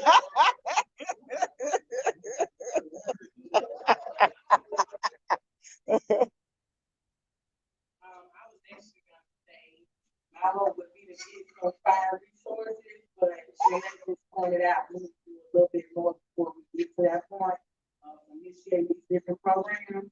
So I would again just have to reiterate, we really need to figure out a way, and hopefully everyone else can find a way to engage more of the community. I mean, I know the master's model is pointing out the reason that these people aren't coming to the table, but I don't know at what stage they are or how you gauge them. That's where you need like little questionnaires or something.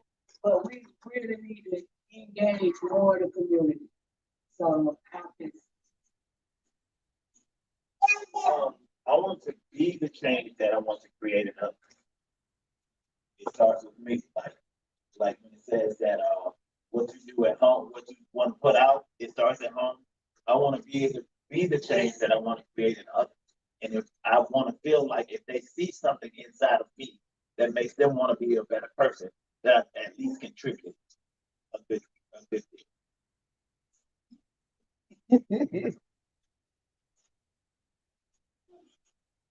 what I want to do next is actually go into the community. That's where you got to start. Even if you go in the communities and just set a table up and invite the kids. You know, kids will come when they see people there. They'll be curious of what's going on, especially the teenagers. You know, I work with teenagers for 21 years, and you'd be surprised the mindset of a teenager. They'll share with you that they get to tell their parents. Absolutely. So if you give them where, you know, It's confidential, long as it's not hurting someone. You know, come sit, talk with them at the table, just show them that you're in the community and the door is open. Absolutely.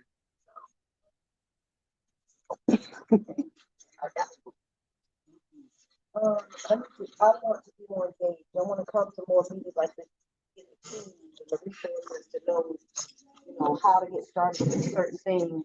My daughter's 11, so I try to reach out to a lot of her girlfriends to invite them over and go places and do things that a lot of them may not be able to engage in, you know, for whatever reason.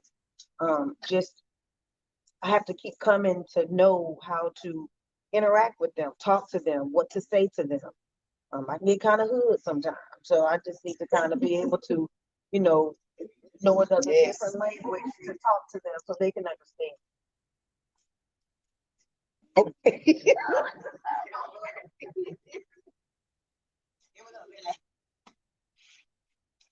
All right, I'm sitting here looking around the room. First of all, Chris, so initial, but I got a few of them. Mine is always race.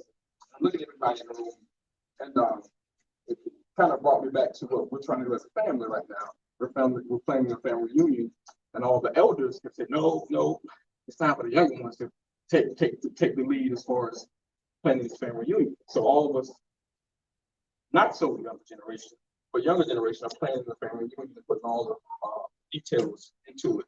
And so I'm thinking about our youth, and I see a few of them in here, a couple of them in here, and I asked my daughter the night that I came from your meeting, your initial meeting. I was talking to my 14-year-old. First week, I was talking about the shooting and so forth. And I said to her, what do you think about everything? And she gave me her take on it. I said, you mind writing it down for me and just put it in like an essay form? She's like, really, Dad? I said, yeah. I said, do it for me. And then I just looked at it and I said, what if I asked you to read it amongst people? She's like, you want me to read it too? And not that she gave it okay, but you could see the light go on in her as far as a willingness. And so I just want to see moving forward. And what I'm going to be trying to do is try to get our youth engaged. I think it's really important to get our youth engaged, and we'll be surprised at how welcome they are and ready they are to be involved. So that's what I'm going to do. They do have a voice, absolutely. Absolutely. So, touching on is kind of like not officially like a psychosocial assessment where you go to the communities and talk to people about what they've gone through, you know, what they want to do moving forward. I think there's a lot of power in that, but as a counseling, as a mental health, that's and gun violence, social workers, I think that's healing basis, and we can have growth, you know, based counseling, therapy work, things like that, engagement, youth engagement. So, one thing I like to do is I like to on the wheels, like some music. There's times we can just have 5-6 people come over and write down what they get from an album, and what that does is that opens up discussion, and you know, what's like music. Absolutely.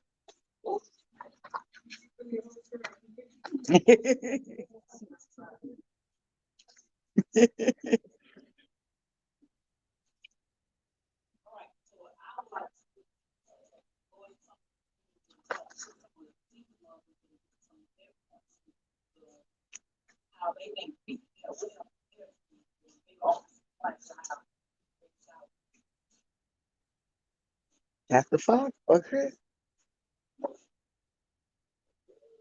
What I would, is going to the neighborhoods and let the kids know that, you don't have to be afraid. And so many kids fall up because they're afraid of the repercussions of might come out of it and stuff. And then you have your own mind. Think about what you want and what you want to do just because they say this and say that. Because I share with a lot of people that I came from a family of 16. I'm number 15 out of 16 and number 11 out of the boys. And there was one mommy in the house. But by the time I turned 18 years old, my mom opened up her own daycare center with just a 6th grade education. and it became one of the best daycare centers in Gainesville to the point where after when she died. Little Fox. Well, I knew he was gonna say that.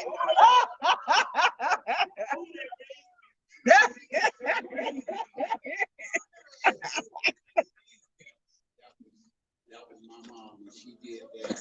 They used to spank me. You know, But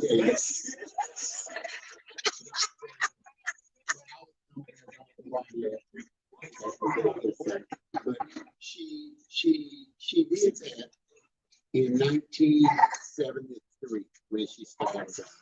She didn't go out and get a bunch of loans and stuff.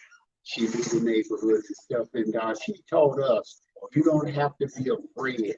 You can be whoever you want to be and not the follower. I never was a follower. And so this is the thing. I want to get out, and I'm working on it through the church and stuff, even the adults in there. You don't have to be afraid. Let anybody say what they want. You don't have to be afraid. Just stand up. I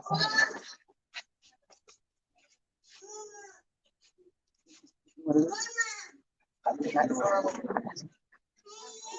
I wanna work on helping people utilize the resources that already exist. I mean, there's so much that's out there already, like you said, the counseling, the YMCA, things that people don't know. Help them to utilize what's there, help them to find it if they are not aware of it. Absolutely. So the reason, oh. Okay.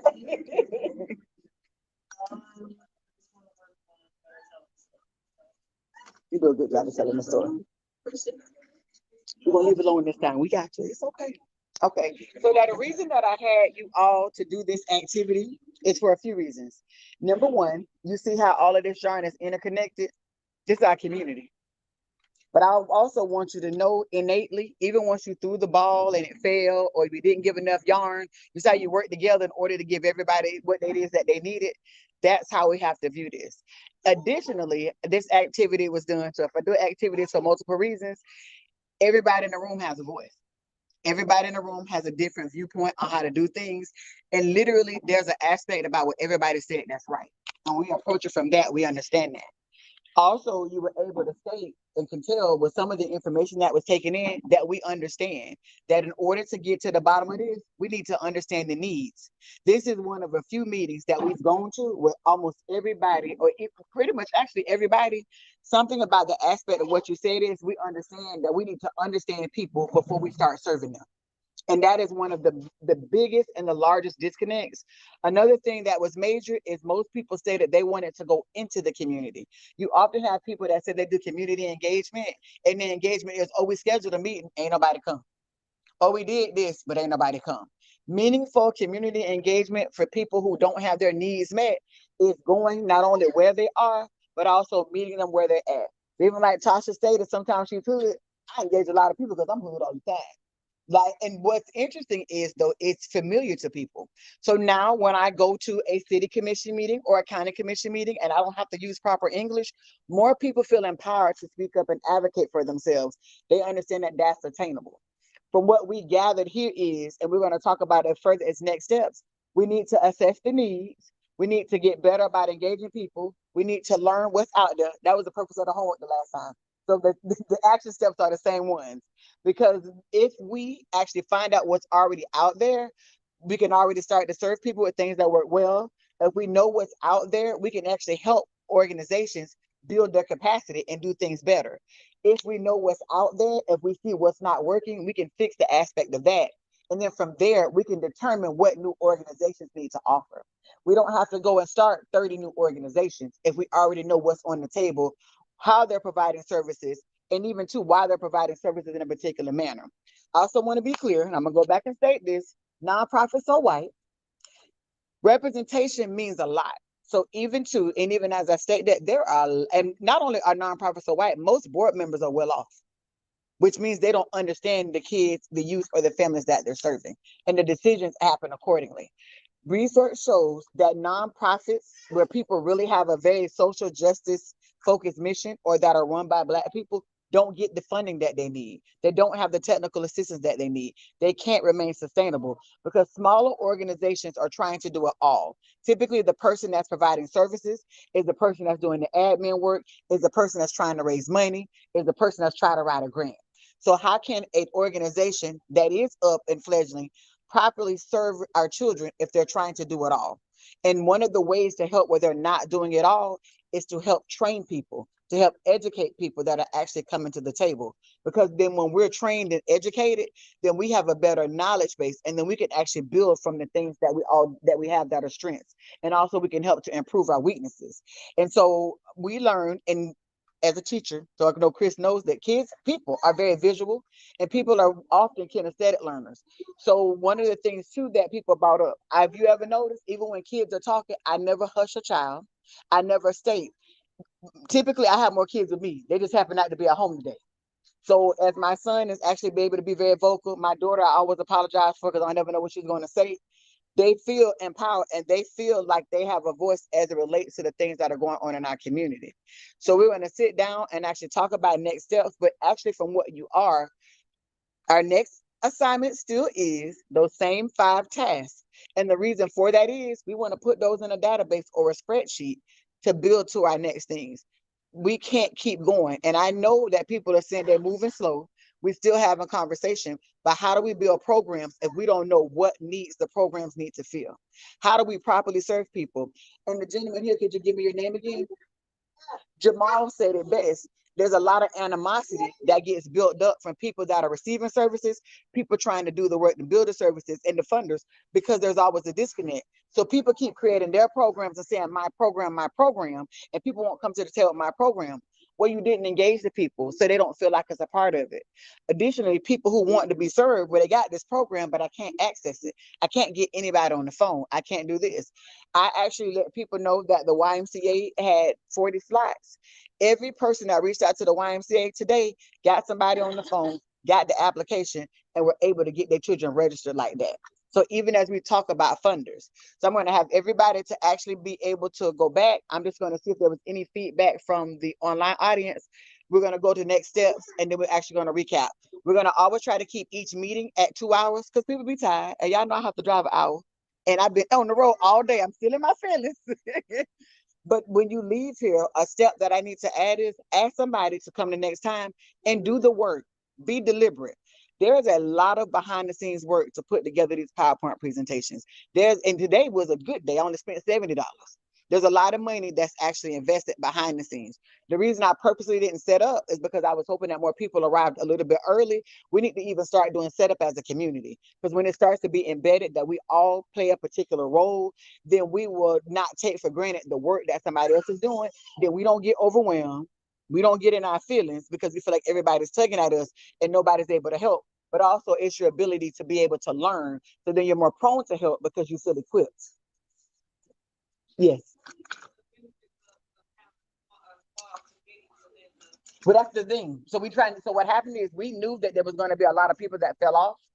So we needed to see from the first meeting to this particular meeting, and that's exactly what's going to happen. So what'll happen is there'll be committee. Oh, we sit down because that's the next thing. So she just transitioned us to the next question. So Tiffany asked a great question, which is transitioning to our next thing. So the reason we're trying to find out who is ready to stay the course is so that we can have small committees that would address different tasks. So like one committee would work on trying to figure out the best way. So I'm gonna give everybody a moment to get back to their seats before I keep going.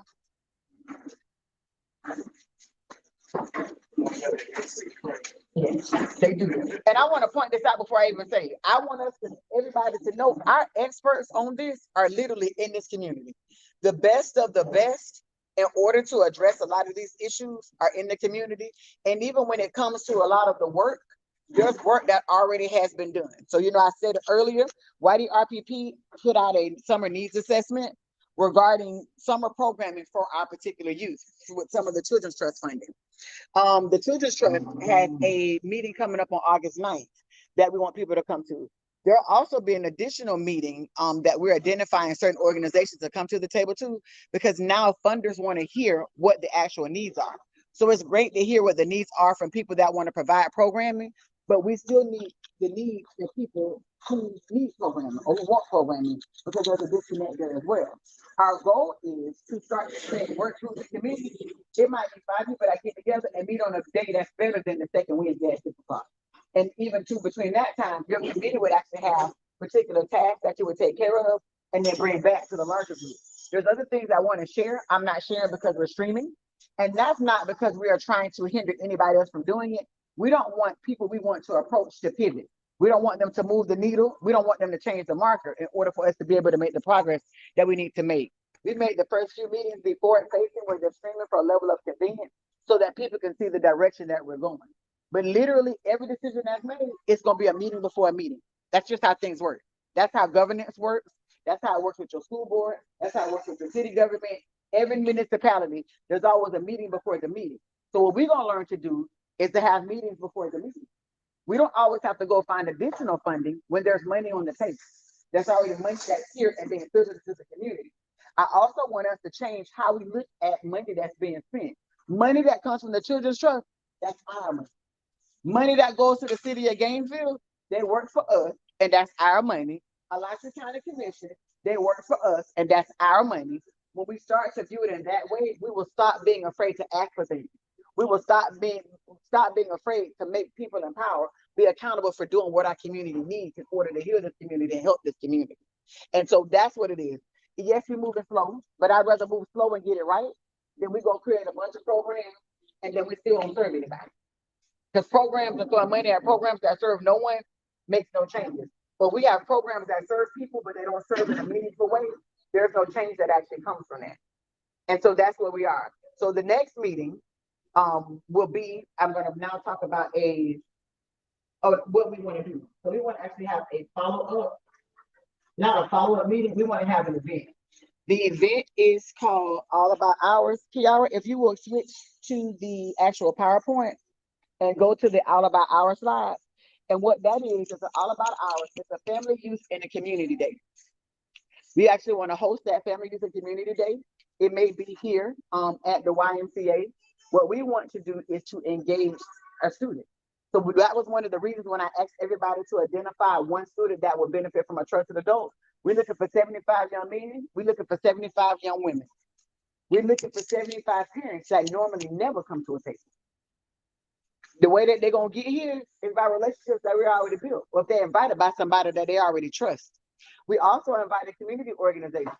So with those community organizations, they'll be able to have their table so people can know, okay, we offer this and we serve it. Just like people didn't know that the wives had this particular scholarship.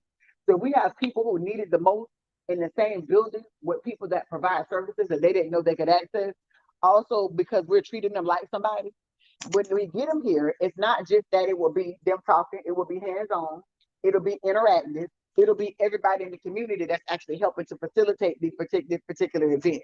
We will be raising funds, we'll be looking for donations because we give out prizes, there'll be raffles, and what happens is the information that's gathered at this particular event, that's a need. Those are needs. That's an informal assessment. That's data and research that we can report back to our county government. We can report back to our police department. We can report back to the city and also to the school board. We talk to the people that are hurting most in this community. And this is what they say. This doesn't measure what y'all got going on over here. So this is what we need to be asking for. And so that's the point. There's opportunities to bring people to the table, but they're not coming to a boring meeting. There's opportunities with people that, and even too, when you don't have nothing or when your needs not being met, I always want to know what's in it for me. So if people know that, hey, if they come, they're going to get this particular prize, it is what it is. They know that it's going to be free food. Also, they know they're going to have a good time. There's an opportunity for that. You can identify kids that you serve. There's kids that go to teen court all the time. I'm going to teen court. And when I'm in there, I have stopped their parents. Hey, I need you to call me. That's being intentional. If when I went on my rant the other day about kids not providing mental health services, it's some parents to tell you, I called them. It was 2 people I knocked on their door. And I know everybody's not as bold as I am, but there are people in your immediate circles that you have the ability to be that bold with.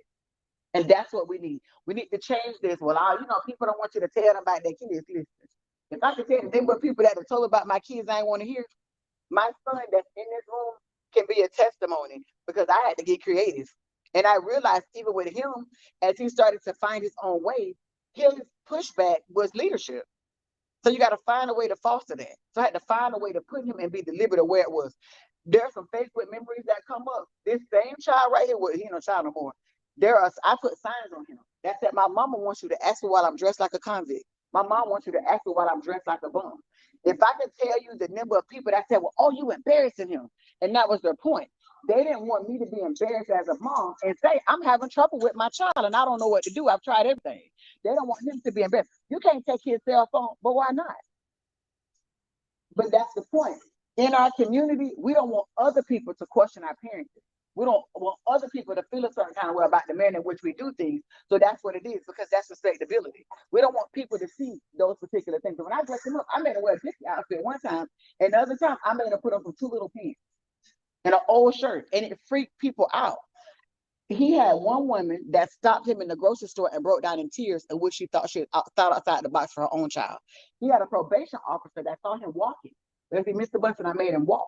And that stated that she was so appreciative that I thought that. Those are things that I had to do because I went looking for programs and I had nothing that could serve my child because he wasn't already in trouble. But I wasn't willing to let him get in trouble in order to get serviced by a program. And I need the people to understand that even as we talk about children being disrespectful, if they're a child on this earth, they're going to talk back at one time or another. Because they're trying to assert their independence. Literally, that's science. They're trying to figure out who they are. And so all of this seen, not heard, either we can foster it in an appropriate manner where they can talk to you, or they don't talk to us, and then we see the manner in which they act within the streets. So that's what this event is about. It's about humanizing poor people. It's about humanizing people we might think are bad parents because they parent differently. If we do that, more people, and I want people to don't understand this, there are a lot of people that have quote unquote made it that are going through the exact same things that a lot of parents with no resources are going through. The difference is they have money to pay for attorneys. The difference is because they get phone calls. My middle son, I have gotten calls from bureaus where any other child would have been suspended. And that's what I'm trying to get you to understand. What we're seeing with these children, it's not their children, it's all of our children. The only difference is that stopped my children from being one of those children is me being the parent and figuring it out. And when I didn't have the answers, being willing to let people know I don't have the answers, I need your help. Some of it is getting our people to buy into counseling. Some of that's the most major thing is to get our people to buy into mental health services for our kids. That'll cure so much that we're willing to acknowledge and to admit. And that's a very uncomfortable conversation to have because we bred people in our community that something's wrong with people if they go to mental health services or they go get counseling, and that's not the case, or that they're broken, and that's not the case. So when we take and we get to that particular side, as she did for the people in the community, and you have this, that's what this event is about. You're going to start to actually get communication. If you're not connected with me, get connected with me. If you connect with me where you get emails and text messages, it streamlines it for you because the reminders will come to your phone. So that way, if you're already busy, you don't have to go looking for it. Rachel is amazing because she always responds back. And it lets you know that they were received. But I'm being real with you. I can tell who opened my emails and I know who opened my text messages and who did.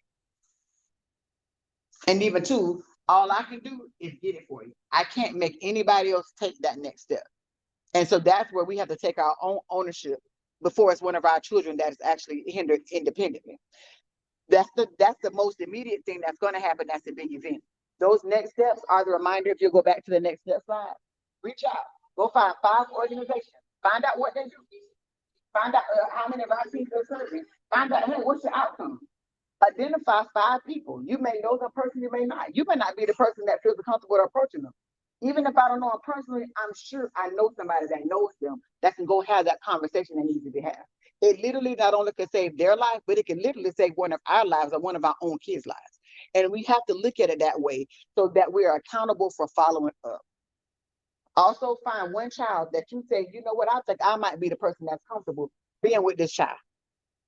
Checking on this child, being this person that this child can actually text. Identify that one and even bring it back. And the reason is we know that sometimes we're scared about being taken advantage of. That's the reason that we do it discreetly behind the scenes, but we get to the point of taking care of our people. I know for a fact if law enforcement knows 50 kids that they're tracking, we in the community know the same thing that law enforcement knows because we know first. That's how we get to what the programs are. That's how we get to properly serving the children. The reason we're spinning our wheels, we haven't done the work. So if you come and present an idea, and so I want to be clear too. I don't want y'all to present the idea to me so it can be me to do it. Your idea is your idea to run your stuff. I just want to help build capacity. We just want to help give you what you need in order to be successful in whatever that venture is. And so a lot of people think that they're checking in for me is something they need to give me. No, what we're trying to do is get things off of me and spread them around the community. Because if it's more people doing it, we help more people. One of our long-term goals is we're going to identify X amount of organizations or people that have started organizations, and we're going to track them. We're going to help build that capacity. We're going to help with technical assistance. We're going to help you to identify funding, but the work has to be done first. So, and even too, whatever it is that you're doing, continue to do that. But that's where we are. I understand that there's some people that might feel a kind of way about the way that we're doing things, but we're doing things the manner and the way in which to really do something that counts. Not we do it and then we're back to the drawing board in 2 weeks. So yesterday, when I got the news flash that a 16-year-old was charged with second-degree murder, that's disheartening because that baby never should have lost his life. But then that's a child that's about to lose theirs. And at the end of the day, that's a failure. Both of those are a failure on the community as a whole. So we're going to send this out as a follow-up because the baby getting grumpy. I'm sorry. If there's any feedback or questions, our final thing is we're going to go around and we'll move down. Even with all the information we've been given, I want to know what your fear is. Are we going to start this way? I will start with you. I'm sorry. My fear again is,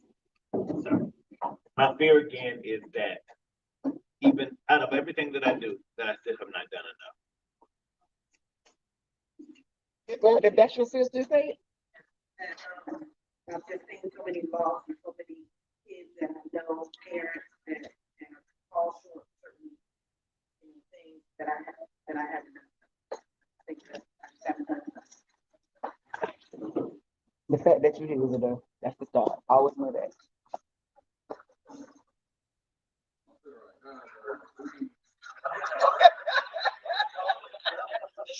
Put meat on your bones.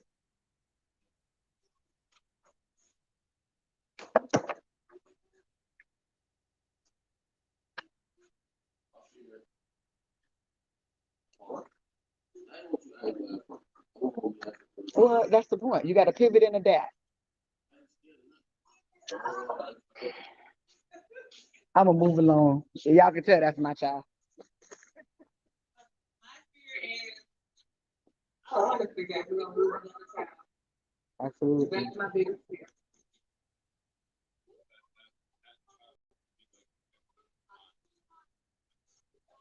Absolutely.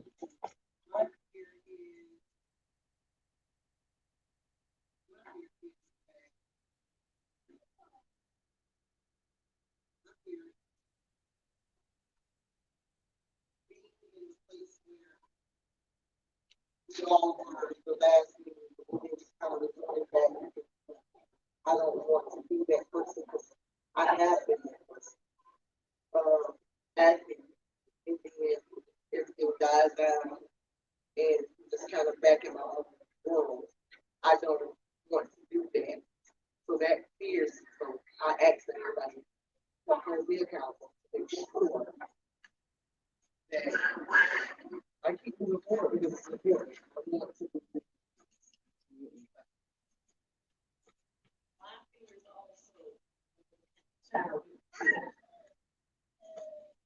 It's pretty much the same as ours, but, just not moving forward, not.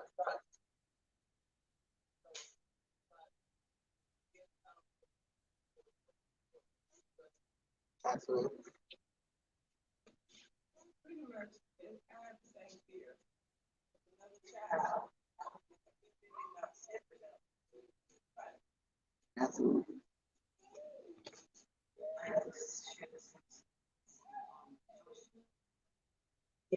Fear of being ineffective and sort of, I feel like, I don't know, I feel like I'm not gonna slip back, so I'm feeling less afraid of that, but that definitely, if we don't affect change, we will lose more people.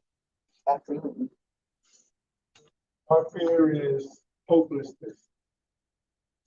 Absolutely. Kiara, were there any people that commented?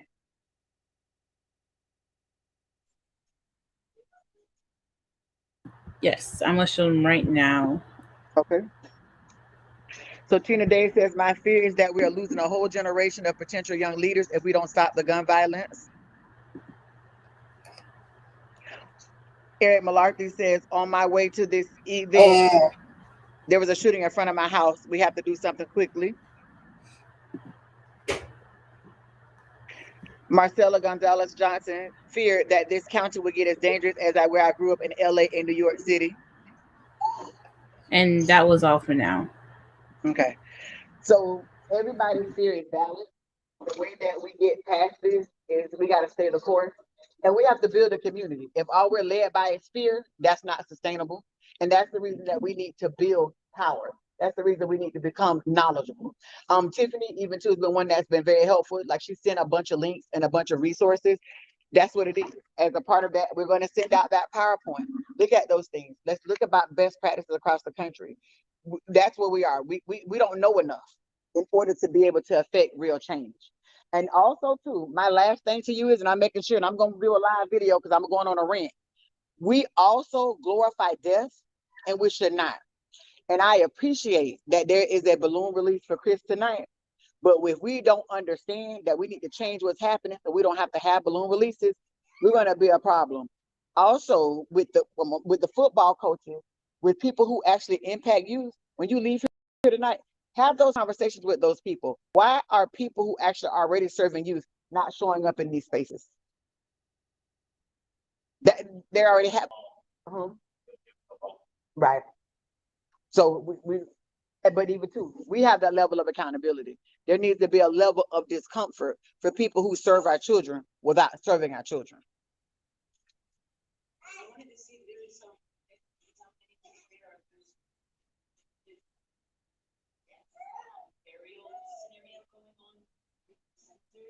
I was volunteering out there taking plays. It's an amazing, beautiful place. And rather than, I mean, I don't need to judge at all what people need to do to say goodbye to their loved ones. That's very personal. But maybe people should be, and kids should be encouraged to go out there and help dig graves. It becomes very real when you have to cut through the clay and get down. It's not quite 6 feet. Well, we're so disassociated from it. That is something to think about. So I appreciate everyone. We're gonna head out. Expect a follow-up in just a few days. Thank you, Kiara. And you and I'll recap tomorrow, dear. All right, thank you. Thank you.